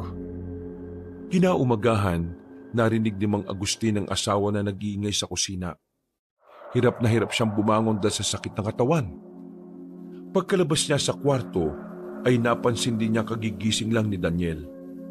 Hirap din kumilos ang anak niya dahil sa sakit ng katawan. Oh, Hilda, bakit ka ba nagdadabog dyan? Ang aga pa kaya? Sino bang hindi magdadabog nito? Dalawa na nga kayong naiiwan dito sa bahay araw-araw hindi nyo pa rin nagagawa ang responsibilidad ninyo. Di ba sabi ko sa inyo, huwag hayaan na walang tubig ang mga drum. Side na side ang mga lalagyan ng tubig. Ano bang pinaggagawa nyo sa maghapon ha? Ay, anong magali? Hayaan mo't mag-iigib kami ni Daniel sa ilog. Anak, kunin mo ang mga galon. Halika na. Mag-igib na tayo. Po, masakit po kasi ang katawan ko, Tay. Ikaw na lang po, bukas na lang po ako. Ay nako, hindi pwede. Mayayari tayo sa nanay mo. Isipin mong pagsasanay mo ito. Saka isa pa, kapag sumakit ang katawan, kailangan ulitin para mawala. Tara na. Hindi po ba sumakit ang katawan niyo kagabi, Tay? Ako? Hindi ah. Napakadali lang ng pagsasanay na ginawa natin kagabi. Tara na, mag-igib na tayo. Sige, magbulungan kayo mag-ama. Siguraduhin yung hindi ko yan malalaman ha. Mag-iigib na nga kami. Ano pang bulungan niya sinasabi mo dyan? Hindi na sila nagpalata na masakit ang kanilang katawan. Kinuha nila ang mga galon at isinakay sa kariton na ditulak. Habang nag-iigib sila sa ilog, ay halos hindi sila makagalaw dahil sa sakit na mga kalamnan. Natagalan sila bago bumalik sa bahay. Di pa sila nakakalapit ay nakita na nilang nagkakagulo roon. May ilang mga kalalakihan ang nasa labas ng kanilang bakuran na tila ba gustong pumasok sa kanilang bahay. Maya-maya ay nakita nilang lumabas ng bahay si Aling Hilda at may nakasukbit sa likod nito na gamit pang spray ng palay. Walang pakundangang inisprayan niya ng likido ang mga lalaking nasa labas ng kanilang bakuran. Biglang naglayuan ang mga ito at galit na umalis. Nang makaalis na ang mga lalaki, sinabuyan pa ni Aling Hilda ang buong paligid ng asin na nakaimbak sa kanilang tapayan. Sinabuyan din niya pati ang bubong ng kanilang bahay. Sa likod na ng bahay dumaan ang mag-ama at dali-daling pinuntahan ni Mang Agustin ang kanyang asawa. Mahal, anong nangyari? Sino mga lalaking yon? Ako nga ang dapat na magtanong sa inyo niyan. Sino ang mga lalaking yon? Ikaw na kausap nila eh. Bakit akong tatanungin mo? Hinahanap nila si Daniel. Mga aswang ang mga yon. Talagang sinusuong na kayo ng gulo ngayon. Kayo na ang hinahanap ng mga kapwa-aswang ninyo ah. Anong atraso nyo sa kanila, ha? Baka tauhan sila ni Lucio. Nalaman na nila kung saan tayo nakatira. Hindi na nila tayo titigilan. Di mainam. Sila na ang lumalapit sa kamatayan nila. Hala, mahal. Huwag ka nang sumali sa gulo. At bakit? Tagapuksa pa rin ako ng aswang at hindi na yon mababago. Dati yon. Ang tagal ng panahon na hindi ka nakikipaglaban dahil matagal nang walang aswang dito sa lugar natin. Saka isa pa, hindi ka na kasing bata katulad ng dati. Pinalalabas mo bang mahina na ako, ha, Gusting? Hindi mo ba nakita na napatras ko sila kanina? Mukhang wala ka ng tiwala sa kakayahan ko ngayon, ha? Hindi naman sa ganun, mahal. Alam kong matapang ka. Ayaw ko lang na mapahamak ka pa. Sino na ang lalaban sa mga aswang ngayon? Alam na nila ang bahay natin dahil sa kakalabas niyong mag-ama. Pababayaan na lang ba natin sila na lusubin nila tayo sa sarili nating pamamahay? Nay, huwag po kayong mag-alala. Lalabanan natin sila. Bakit? Matapang ka lang, pero hindi ka pa ganun kalakas. Napabagsak mo na ba yung tatay mo sa laban? Po? Kagabi nga'y umuwi kayo na bugbog ang katawan. Halos hindi na ninyo mabuhat ang mga galon ng tubig tapos lalaban pa kayo sa mga aswang na yon. Huwag nga ninyo akong pinapatawa. Hala, mag-igip uli kayo. Punuin nyo lahat ng drum. Dali! Eto na nga. Makasigaw naman to. Bakit? Umaangal ka? Ako? Umaangal? Hindi ah. Anak, dalian mo na. Isalin na natin sa drum ang tubig sa galon. Tapos bumalik ulit tayo sa ilog. Nag-igib ng paulit-ulit ang mag-ama, kaya mas nadagdagan pa ang sakit nila sa katawan. Nang matapos nilang punuin ang mga drum, napaupo na lang sila sa lupa dahil sa pagod. Maya-maya ay bigla silang nagpulasan ng umulan ng asin. Nagtago sila sa likod ng mga drum at saka napatingin sa langit. Nagulat sila sa biglang pagbuhos ng asin sa kanila. Nang igala nila ang paningin, nalaman nilang si Aling Hilda ang gumawa nun. Oh, mahal. Bakit ka naman nananaboy ng asin? Tinitingnan ko lang kung gaano kayo ka-alerto. Kulang pa ang bilis niya. Nahagip pa kayo ng asin ka. Mga lampa talaga kayo, oh. Sige na, pumasok na kayo sa loob ng bahay at kumain na. Pagkain? Wow, sakto gutom na ako. Habang kumakain sila, biglang nagulat ang mag-ama nang sabihin ni Aling Hilda na sasanayin niya sa pakikipaglaban si Daniel. Bigla namang natuwa si Daniel sa sinabi ng ina. Pero kinabahan din siya dahil hindi niya alam kung anong pakikipaglaban ang alam nito. Nang hapon ding yun, pumunta sila sa gubat para sanayin si Daniel. Ngayon, ibigay mo ng 100% lakas mo, ha? Dapat maging alerto ka, Daniel. Nay, anong pagsasanay ba ang gagawin natin? Yari na. Ako yata ang natatakot sa mangyayari Ano ba to, Tay? Hindi ko alam. Basta kinakabahan lang ako. Simulan na natin ang pagsasanay. Biglang nanlaki ang mga mata ni Daniel nang hugutin na ng ina ang buntot pagi sa dala nitong bag. Dahil sa takot ay tumakbo na lang uli si Daniel at nagtago sa likod ng isang puno. Pero hindi niya alam kung gaano kabilis kumilos ang ina. Hindi niya napansin na nasa likuran na niya ito. Nabigla na lang siya nang lumapat ang latigo sa kanyang likod. Nay, ano ba pagsasanay ito? Para ka namang nanguhuli ng aswang Anak mo po ko. Isa nga akong manunugis, hindi ba? Kaya dapat alerto ka. Bakit ka nagtatago dyan? Tumayo ka dyan at lumaban. Hindi po kita lalabanan. Nanay kita Isa ka lang ordinaryong tao. Ganon. Wala kang ang binatbat sa akin Sabi mo sa akin na isa kong ordinaryong tao kapag natalo mo ako, ha? Laban! Sabi na nga ba't ganito ang mangyayari? Manunugis lang siya ng aswang Ay, manghuhuli na lang ako ng hayop para may makain kami. Tsak, pagkatapos maghabulan ng mag-inang yan gutom ang dalawang yan.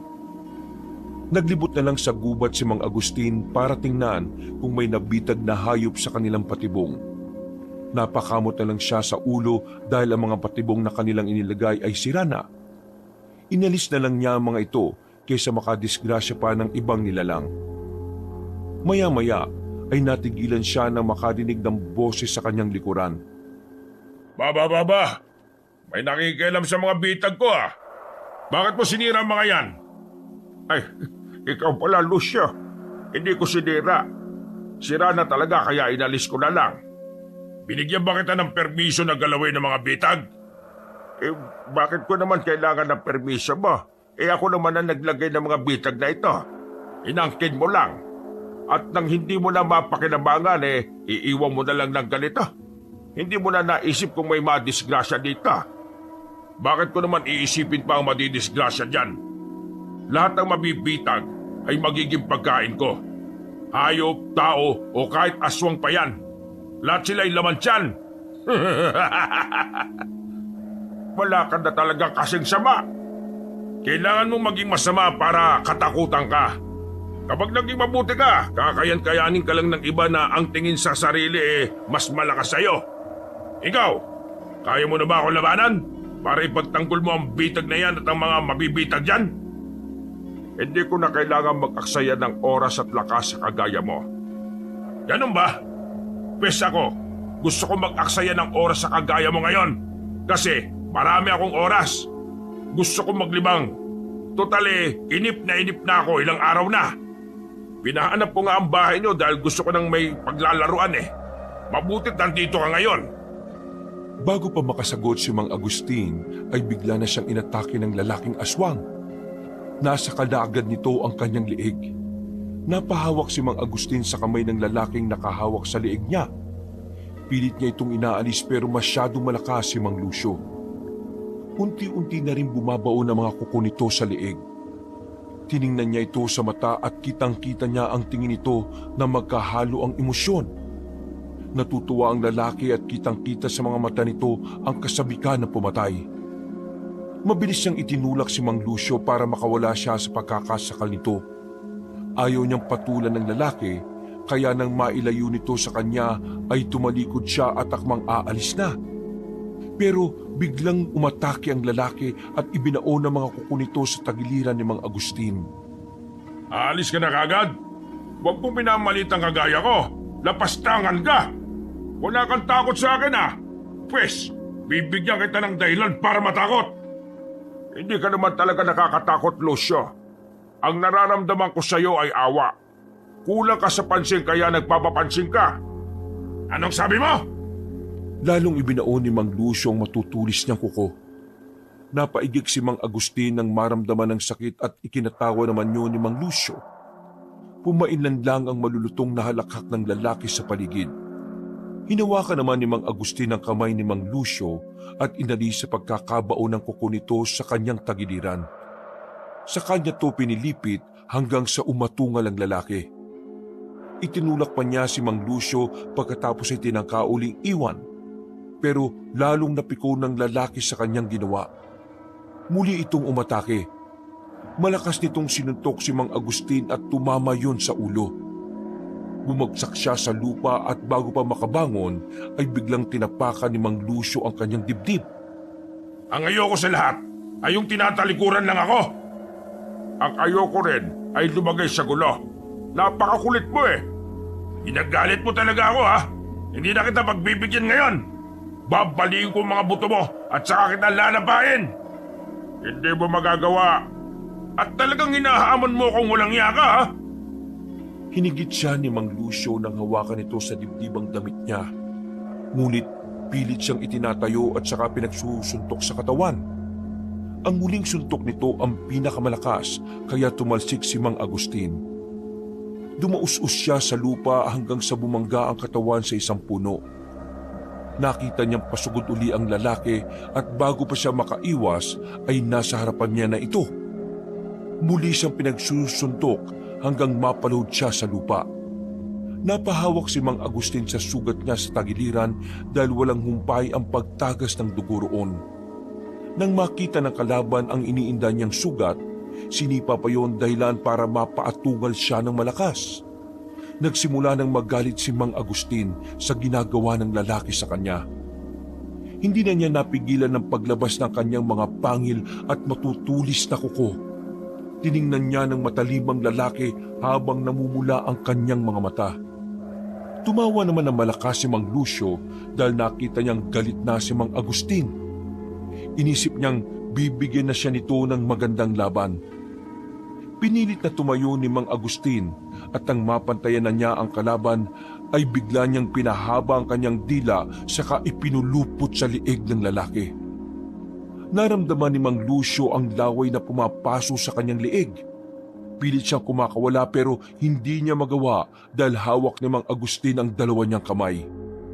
Mabilis niyang sinipa si Mang Agustin para mabitiwan siya nito. Pero singtigas ng bato ang katawan ng lalaki kaya hindi niya mapatumba. Lalong nagngit-ngit sa galit si Mang Lucio. Nang hindi na makatiis sa panunood ng mga kasama nito ay pinagtulungan na nilang bugbugin si Mang Agustin. Bigla naman siyang nagsaahas sa kadali-daling gumapang palayo. Habang tumatakas ay dinig na dinig pa ni Mang Agustin ang malakas na sigaw ni Mang Lucio. Yari. Mukhang nagalit ko pa yata ng gustong lokong yun Lalo kaming pag-iinitan nito. Ay teka, may nakita kong hayop sa bitag Makuha na baka maunahan pa ako ni Lucio. Bumalik siya sa pagiging tao at kinuha ang bayawak na nasilo sa bitag. Pagkatapos ay pinuntahan niya ang kanyang mag-ina para ayaing umuwi. Naabutan niya ang mga ito na nagpapahinga mula sa pagsasanay. Nagulat siya nang makitang dinidilaan ni Daniel ang balat nito na pulang-pula na parabang napaso. Oh, ano nangyari? Mabagal kasing kumilos ang anak mo. Kaya hayan, nalapnos ng asin ang balat niya. Eh bakit mo naman kasi masyadong siniseryoso? Abay bakit? Hindi ba dapat? Paano siya magiging mahusay kung hindi siseryosohin ang pagsasanay? Iniwasan ko lang mga hagupit ni nanay pero hindi ko alam na may baon pala siyang asin eh. Ang sakit-sakit tuloy ng balat ko. Nalapnos na kayo. Ay nako, umuwi na nga tayo. Sakto't nakahuli ako ng bayawak. Tama na yung pag-iinsayo ninyo. Bayawak lang ang nahuli mo. Tapos ang tindi ng sugat mo sa tagiliran. Grabe naman lakas ng bayawak na yan. Huwag mo nang pansinin. Lampa ka talaga. Bukas, 2 na kayong iinsayuhin ko. Ano? Bakit naman pati ako isasama mo dyan? Kinakalawang ka na kasi, kaya walang natututunan sa iyo ang anak mo eh. Puro kasi panininip lang ng mga babae sa ilog ang inaatupag mo. Nag-aaway na naman sila. Ay nako, mauna na nga ako umuwi. Baka madamay pa ako sa init ng ulo ni nanay. Ilang araw ang lumipas, patulog na sila na mag-ingay ang alagang nilang aso na nakatali sa labas ng bahay. Galit na galit sa pagtahol ang aso pero maya-maya ay bigla itong umiyak saka nanahimik. Kinabahan si Mang Agustin kaya sumilip siya sa bintana. Nakita niya mga kalalakihan na nakatayo sa kanilang bakuran. Tiningnan din niya kung ano ang ginagawa ng mga ito sa kanilang aso. Nakita niyang nakabulagta na ang alaga sa lupa at naliligo na sa sariling dugo. Nakita rin niya sa kamay ng isang lalaki na nakalabas ang matulis na kuko at tumutulo pa roon ang dugo ng kanilang alaga. Maya-maya ay nakita niyang lumapit si Mang Lucio at lumagay ito sa unahan ng mga kasama. Si Lucio, talagang sumugod na siya dito. Anong sinabi mo? Sino ka mo? Patingin nga ako. Siya ang aswang na naghahari-harian sa mga gubat. Mukha naman siyang lampay. Ano naman ang kailangan niya sa atin? Baka naasar ng husto sa nangyari. Ano nangyari? Kasi naabutan niya akong inaalis yung bitag sa gubat. Inatake niya ako. Kaso di ko naman pinatulan. Siguro naasar. Siya ba ang gumawa ng sugat mo sa tagiliran? Sa lagay na yun siya pa ang naasar. Ikaw nga itong sugatan. Masyadong maiksi ang pasensya niya. Parang ikaw. Anong sinabi mo? Biro lang. Ikaw naman, oh. Agustin, alam kong gising ka ba? Hindi mo ba alukin man lang ng sariwang karne ang bisita mo ngayong gabi? Abay, sira ulo pala yan Hindi naman natin inimbita tapos manghihingi ng sariwang karne. Teka nga. Mahal, hayaan mo na. Huwag na natin pansinin. Hindi naman yan importante. Naghahanap lang yan ng kaaway. Kapag pinatulan natin, lalo lang magagalit yan. Magkunwari na lang tayong tulog. Ang galing din nila, Nakasuot pa sila ng bota para hindi matapakan ang ikinalat kong asin sa lupa. Mukhang minamanmanan tayo ng gusto ng aswang na yan, Pabayaan na lang natin. Aalis din yan. Pero dahil hindi nila pinansin ng lalaki, ay lalo itong nagwala. Sinimulan na nilang sirain ang ilang gamit sa labas ng bahay. Ikinaskas din ni Mang Lucio ang matulis niyang kuko sa dingding ng bahay para lumika ng ingay na masakit sa tenga. Nang hindi pa rin lumalabas sa mag-asawa, iniutos na nito sa mga kasama na sirain ang dingding ng bahay. Dahil doon ay lumabas na ng bahay si Daniel at hinarap ang lalaki. Ano ba yan? Gabing-gabi na. Bakit hindi kayo magpatulog? Oh, mabuti ka pa, binata. Nagising na. Kanina pa kami nanggigising dahil gusto namin kayong bisitahin Pero para kaming tangang ayaw labasin ng magulang mo. Gusto ko talaga ang tapang mo Ilang araw din tayong hindi nagkita. Ano, nakapagpasya ka na bang umanib sa akin? Hindi ako aanib sa inyo, no? Wala akong dahilan para maging kakampi mo. Ang kumakampi lang sa'yo ay mga aswang na duwag na di kayang ipagtanggol ng sarili. Matapang ka talaga, ha? Kaya gusto kita Pero kung desidido ka nang hindi umanib sa akin, ituturing na kitang kalaban ko. Matutuwa pa rin ako na magkaroon ako ng kalaban na kasing tapang ko. Nga lang, mukhang hindi ko pa kasing lakas. Kung aanib ka sa akin, tuturuan pa sana kita kung paano maging malakas at makapangyarihan di sana, kinatatakutan ka na rin ng iba. Makliba tayo ng pananaw sa buhay, Mang Lucio. Hindi ko gusto na katakutan ako ng iba. Ang gusto ko lang ay mamuhay ng tahimik. Walang saysay na pangarap yan, bata. Sinasayang mo lang ang buhay mo Bakit lumabas ang batang yon? Akala ba niya ay malakas na siya? Ilang araw pa lang siyang nagsasanay Ni wala pa nga siya sa kalingkingan ng lakas ni Lucio. Mahal, pagsabihan mo ang anak mo. Papasukin mo na ng bahay. Ako nang haharap kay Lucio. Mahal? Mahal? Nasaan ka na? Ay, buwisit. Lumabas din. Ay, nako. Pareho talagang maiksi ang pasensya na mag-inang ita. Lucio! Lucio! Gabing-gabi na ang pagdalaw mo dito Wala kaming sariwang karne para sa'yo. Hindi bali na. Ako na ang kukuha ng sariwang karne para sa akin. Ngayong gabi, isa sa inyo ang gagawin kong pagkain. Ganun ba? Pasensya na kung ngayon ka palang mabibigo sa mga balak mo. Mukhang alam ko na kung kanino nagmana ang batang yun Nakasuot na ng panlaban na damit si Aling Hilda. Nakabaluti siya at nakasuot ng matibay na boots na gawa sa balat ng hayop. May matalim na itak na nakatali sa kanyang bewang. Nakasukbit din sa likod niya ang gamit pang spray ng palay na may lamang tubig na hinaluan ng katas ng kalamansi at dinikdik na bawang. Inihahampas niya ang hawak na latigo na gawa sa buntot pagi. Tumawa lang ng malakas si Mang Lucio nang makita ang gayak ni Aling Hilda. Maya-maya ay nagsaaswang na ang mga lalaki at mabilis na sumugod sa mag-ina. Sinalubong naman ni Aling Hilda ng mga hagupit ng latigo o mga aswang. Nagpalit na rin ng anyo si Daniel at sinugod na rin ang mga kasama ni Mang Lucio. Dahil marami ang mga kasama ni Mang Lucio ay hindi patas ang laban. Nahirapan sa pag-atake ang mag-ina. Nagtalikuran sila para protektahan ang isa't isa. Pinaligiran naman siya ng mga aswang. Nilabanan nila ang grupo ni Mang Lucio pero dahil sa malakas sa mga ito, makailang ulit silang bumuwal sa lupa. Hindi magawang isaboy ni Aling Hilda ang laman ng pang-spray dahil madadamay ang kanyang anak.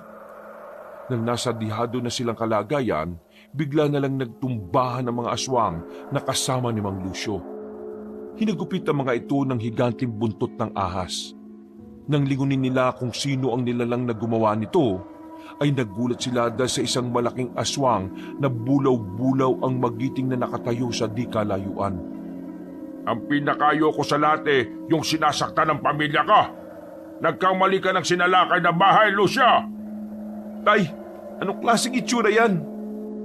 Yan ang anyo ng tatay mo kapag nasa mataas na antas na siya na aswang. Isang dambuhalang ahas na may makunat na balat.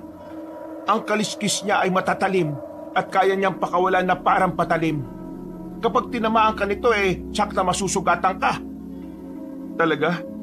Ganun kalupit ang itsura niya?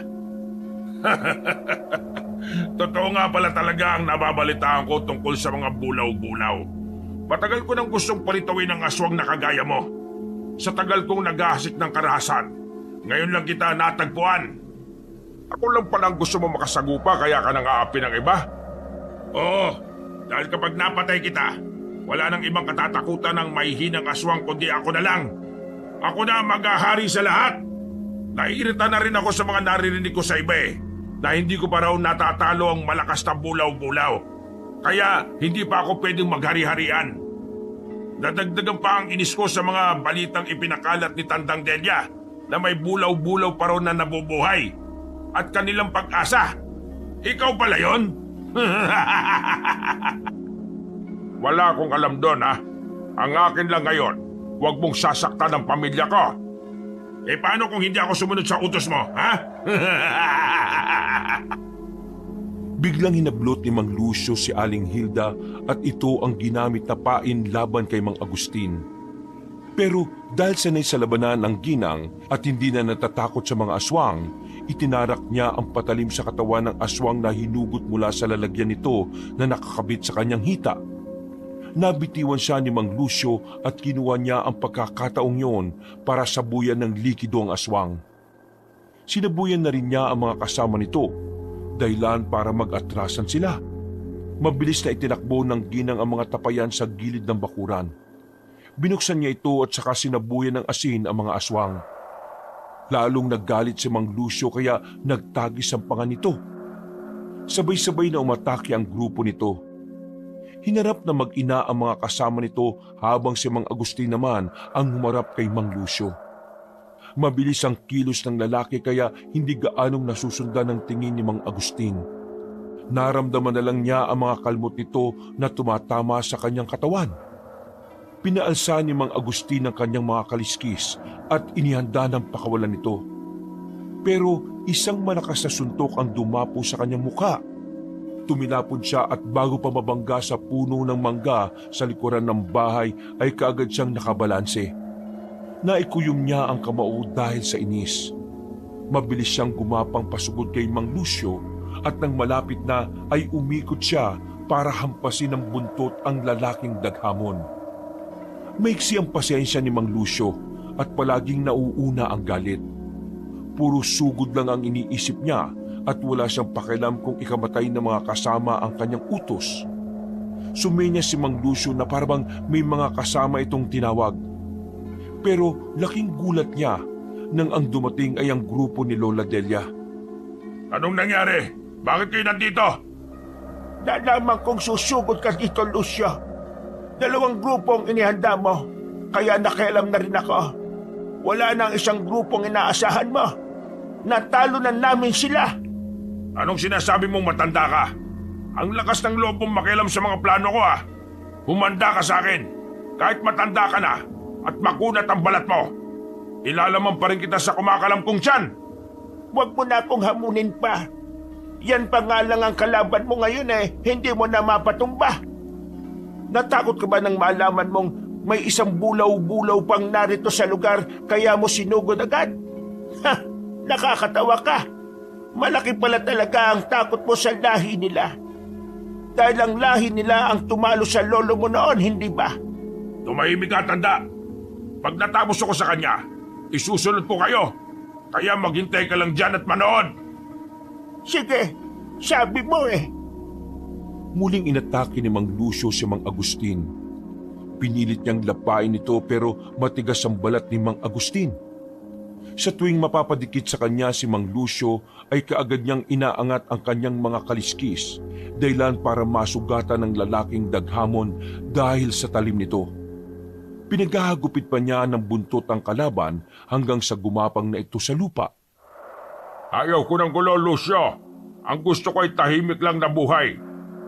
Makapangasong lahat ng aswang sa gubat. Walang nagmamay-ari ng gubat na yon, kaya wala kang karapatan na bawalan ng iba. Hindi kita papatayin dahil wala naman akong intensyon na pumatay ng mga aswang. Isang lahi pa rin naman tayo. Wala akong pakialam sa mga pinaglalaban mo. May sarili akong desisyon sa buhay. Hindi ako mabubuhay sa kahihiyan. Mas mabuti pa nga mamatay na lang kaysa mabuhay na pinagtatawanan ng iba. Ay nako, napakatigas ng ulo mo. Tumigil ka na sabi. Kung siya ay hindi pumapatay ng aswang, pwes ako, pumapatay ako. Lalo na ang aswang na kagaya mong makitid ang utak. Hayaan mong ako na ang tumapos sa buhay mo. Mukha namang sawa ka na rin namang mabuhay pa Marahas na hinatak ni Aling Hilda si Mang Lucio sa tabi ng tapayan na puno ng asin. Dinakot niya ang asin at saka sapilitang ipinalunok sa aswang. Naggalit naman si Mang Lucio, kaya sinakal niya ang babae. Napaluhod si Aling Hilda at nahirapan ng huminga. Nanlildisik ang mga mata ni Mang Lucio dahil sa galit at wala na siyang pakialam kung mapatay pa ang babae. Pero bago pa nito mapatay si Aling Hilda, itinarak ni Mang Agustin ang dulo ng kanyang buntot sa lalaking aswang. Mistulang matalas na patalim ang kanyang buntot nang bumaon sa dibdib ni Mang Lucio. Tumagos ito sa puso ng aswang na siyang dahilan ng pagkalagot ng kanyang hininga. Sabi ng ayaw kong may nananakit sa pamilya ko Ilang beses na kitang pinaalalahanan pero hindi ka nakinig. Wisit, hindi siya namatay sa asin. Parang naawa na lang ako sa kanya. Parang walang saysay ang kamatayan niya. Sabi ko naman sa iyo, anak, kapag init ng ulo at galit ang pairalin mo, wala talagang kwenta ang magiging kamatayan mo. Tay, ang bangis po ng itsura niyo. Magiging ganyan din ba ako? Wag mo nang pangarapin ito. Mamuhay ka lang ng simple. Yun ang tunay na kaligayahan. Hindi rin masaya ang buhay kapag kinatatakutan ka ng iba dahil sa lakas mong taglay. Sa lakas ba talaga kaya ka kinatatakutan? Akala ko kasi dahil sa itsura mo. Kasi para sa akin, talagang nakakatakot kang tingnan. Ano ba yan? Kaya nga ayaw kong ipakita ang anyo ko na ito Kasi lagi mo akong sinasabihang pangit Pangit naman talaga sino nga pala yung mga dumating na aswang na yan? Kalaban pa ba yan sila? Uubusin ko silang lahat ngayon. Yung mga kasama ni Lucio, nagsitakas na.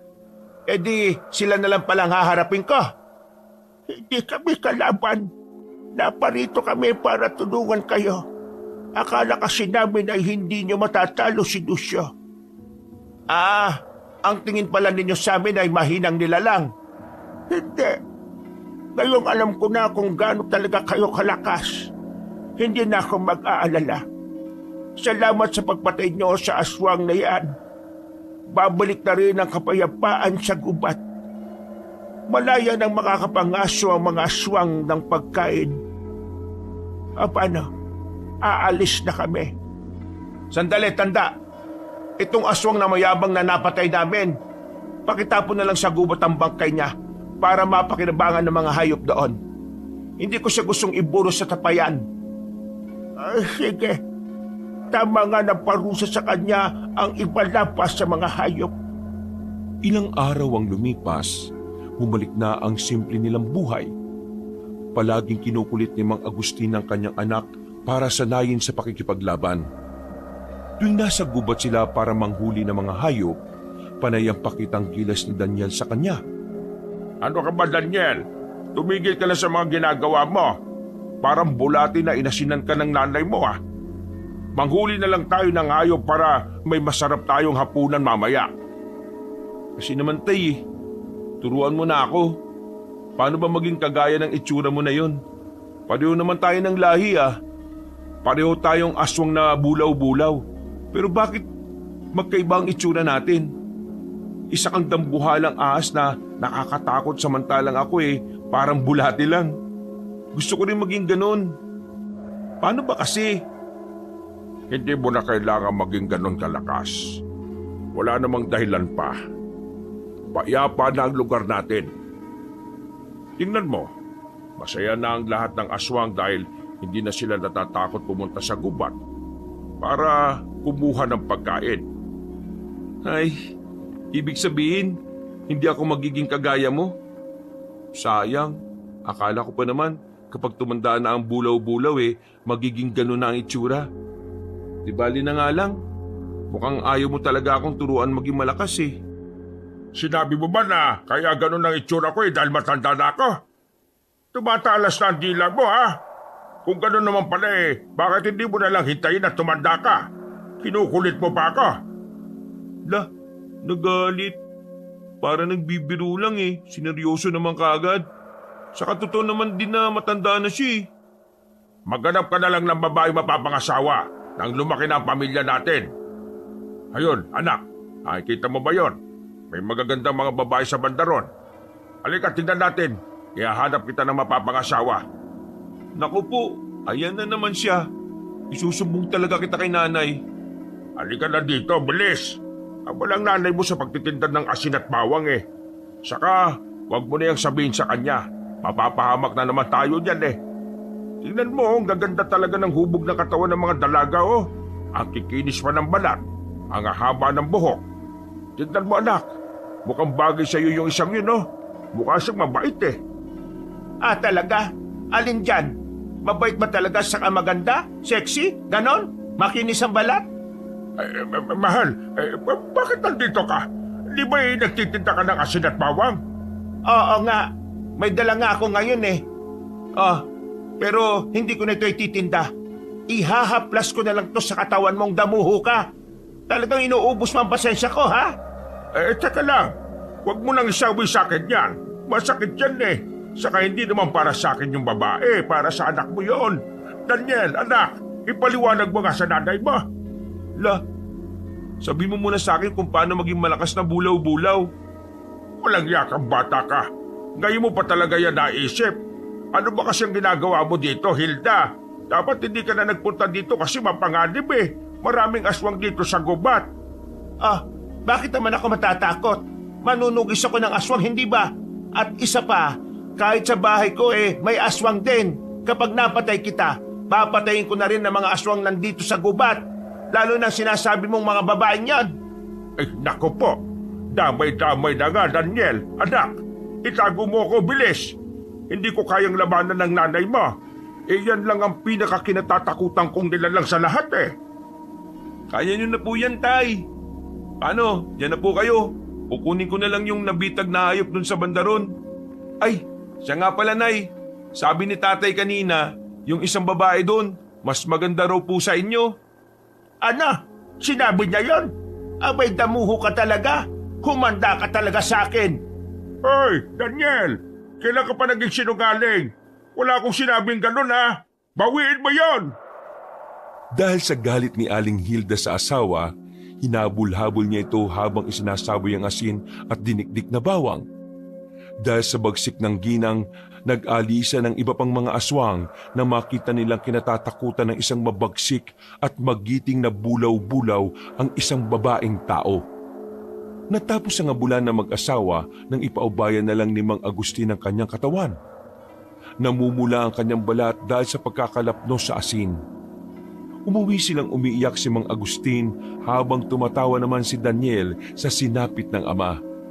Nang gabing yon, hindi natulog si Mang Agustin dahil magdamag niyang nilawayan ang mga lapnos sa katawan. Nakabantay naman ang kanyang asawa at matalim pa rin ang pagkakatitig dito. Napakalupit mo naman talaga, mahal. Tingnan mo ang itsura ko ngayon, ah. Hindi ka ba naaawa sa akin? Hindi. Kulang pa nga yan eh. Gusto mo dagdagan ko pa? Marami pa akong asin sa tapayan. Masakit na nga ang katawan ko. Mukhang dito na ako mamamatay eh. Ang tagal naman mangyari nun. Ha? Gusto mo talaga ako mamatay, mahal? Oo naman, no? Kesa naman palagi kang tumitingin sa mga babaeng pangit na yon. Gusto mo pa ba ng mahaba pang buhay? Ay, oo naman. Gusto pa kitang makasama ng matagal. Eh kung ganon, akin ang mga mata mo. Ha? Bakit naman? Anong gagawin mo sa mga mata ko? Eh di bubulagin na kita. Mas mahaba ang buhay ng mga bulag. Mahal, patawarin mo na nga ako. Hindi na nga ako pupunta sa gubat eh. Eh hindi naman kita pinababawalan pumunta doon ah. Gusto mo doon ka ba tumira eh? Hindi na nga ako pupunta doon, promise. Eh saan ka na lang? Sa ilog? Wah, hindi na nga. Hindi na nga ako lalabas ng bahay. Eh mabuti na yan kesa mabuhay kang bulag. Eh bakit ba napakasilosa mo kasi? Akala ko ba'y pangit ako? Eh pangit ka naman talaga eh. Kailan ba naging gwapong ahasa? Ay nako, gusto ko na pong matulog. Kung ayaw niyo pong matulog, eh magpatulog po kayo. Ibang klase rin kayo maglambingan eh. Kaya ayaw ko mag-asawa. Mapapadali lang ang buhay ko. O ayan, kasalanan mo. Ayaw nang mag-asawa ng anak mo. Oh, ako na naman? Ay hindi, ako. Ako talaga ang may kasalanan dito eh. Ako ang may kasalanan sa lahat, mahal. Kaya, pwede ba, itabi mo na yung timba ng asin? Namamagaan na rin ang dila ko sa kakalahoy sa katawan kong maalat eh. Parang 1 minuto na lang ang itatagal ng buhay ka. Nabigla si Mang Agustin nang ibuhos sa kanya ng asawa ang laman ng timba. Inakala niyang asin ang laman nito pero bigla na lang nakaginhawa ang kanyang katawan. Dahil likido na mula sa katas ng halamang gamot ang ibinuhos ng asawa. Ay, salamat mahal ko. Akala ko'y titiisin mo na ako eh. Gusto mo pa ako mabuhay ng matagal? Salamat talaga. Ay pasalamat at naawa pa ako sa iyo. Pasalamat din sa iyo ang mga aswang na naglipa na sa gubat dahil hinahayaan ko lang silang gumala doon. Pero oras na tumawid sila dito sa baryo, buburuhin ko sila sa tapayan na puno ng asin. Eh sinabihan ko na sila tungkol dyan. Hindi sila mambibiktima ng tao, maniwala ka. Abay dapat lang. Ayusin mo na ang sarili mo ha at nang makatulog na tayo. Puyat na ako sa iyo eh. Opo, matutulog na tayo, mahal. Napabuntong hininga na lang si Daniel dahil nakaginhawa na ang kanyang tenga mula sa sagutan ng kanyang mga magulang. Sumikat na ang araw pero ang pamilya nila ay nagsisimula palang matulog. Bago pumikit ang binata, napangiti pa siya habang iniisip ang kanyang mga magulang. Kahit gano'n ang mga ito, alam niyang mahal na mahal nila ang isa't isa. Hindi sa gabal ang lahi pagdating sa pagmamahalan. Pinatunayan niyo ng kanyang mga magulang kahit isang aswang at isang ordinaryong tao. Ang pag-ibig ay para sa lahat. Wakas. Isang aswang na bulaw-bulaw si Mang Agustin. Kinatatakutan siya dati ng lahat ng mga aswang.